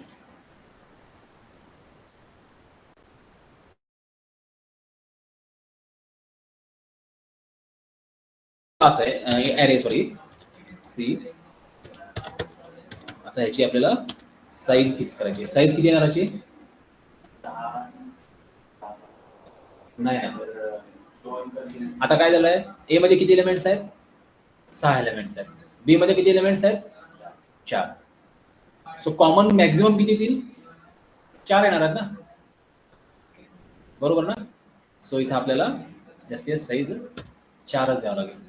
जो स्मॉलर आहे तेवढीच सरळ टाइमला जर असेल तर दोन्ही ॲरेवर त्यातलं ज्याची साईज लहान आहे, int size equal to a dot length greater than less than b dot length. Question mark a dot length और बी डॉट. ज्याची साईज लहान तो वाला कॉपी केला, आणि मी काय करणार इथं साईज देणार. That's it. रन टाइमला ज्याची साईज बदलल, ज्याची लहान आहे ती सी मध्ये येऊन जाईल. मग आपण काय करणार इथं फॉर इच किंवा for int n in a for I equal to 0, I less than b dot length.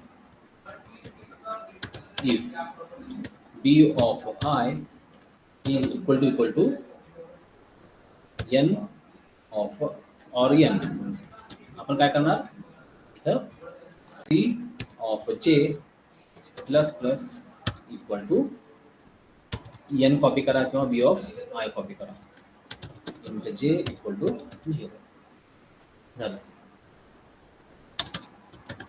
For each int nn in a C. Console dot write line or write space plus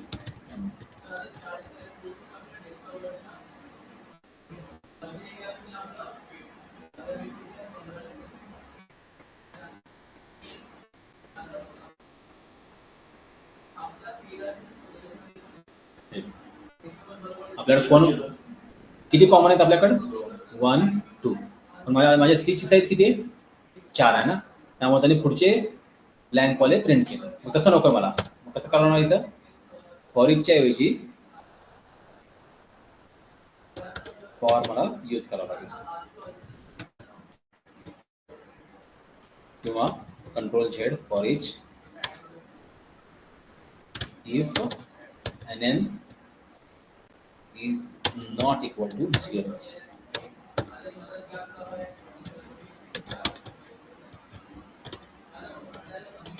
आपले तेवढे 2च print करेल. Okay, तर 3 common आहेत. हा 6 पण common आहे, 3 येतील. Okay, आता 4 कॉमन आहेत.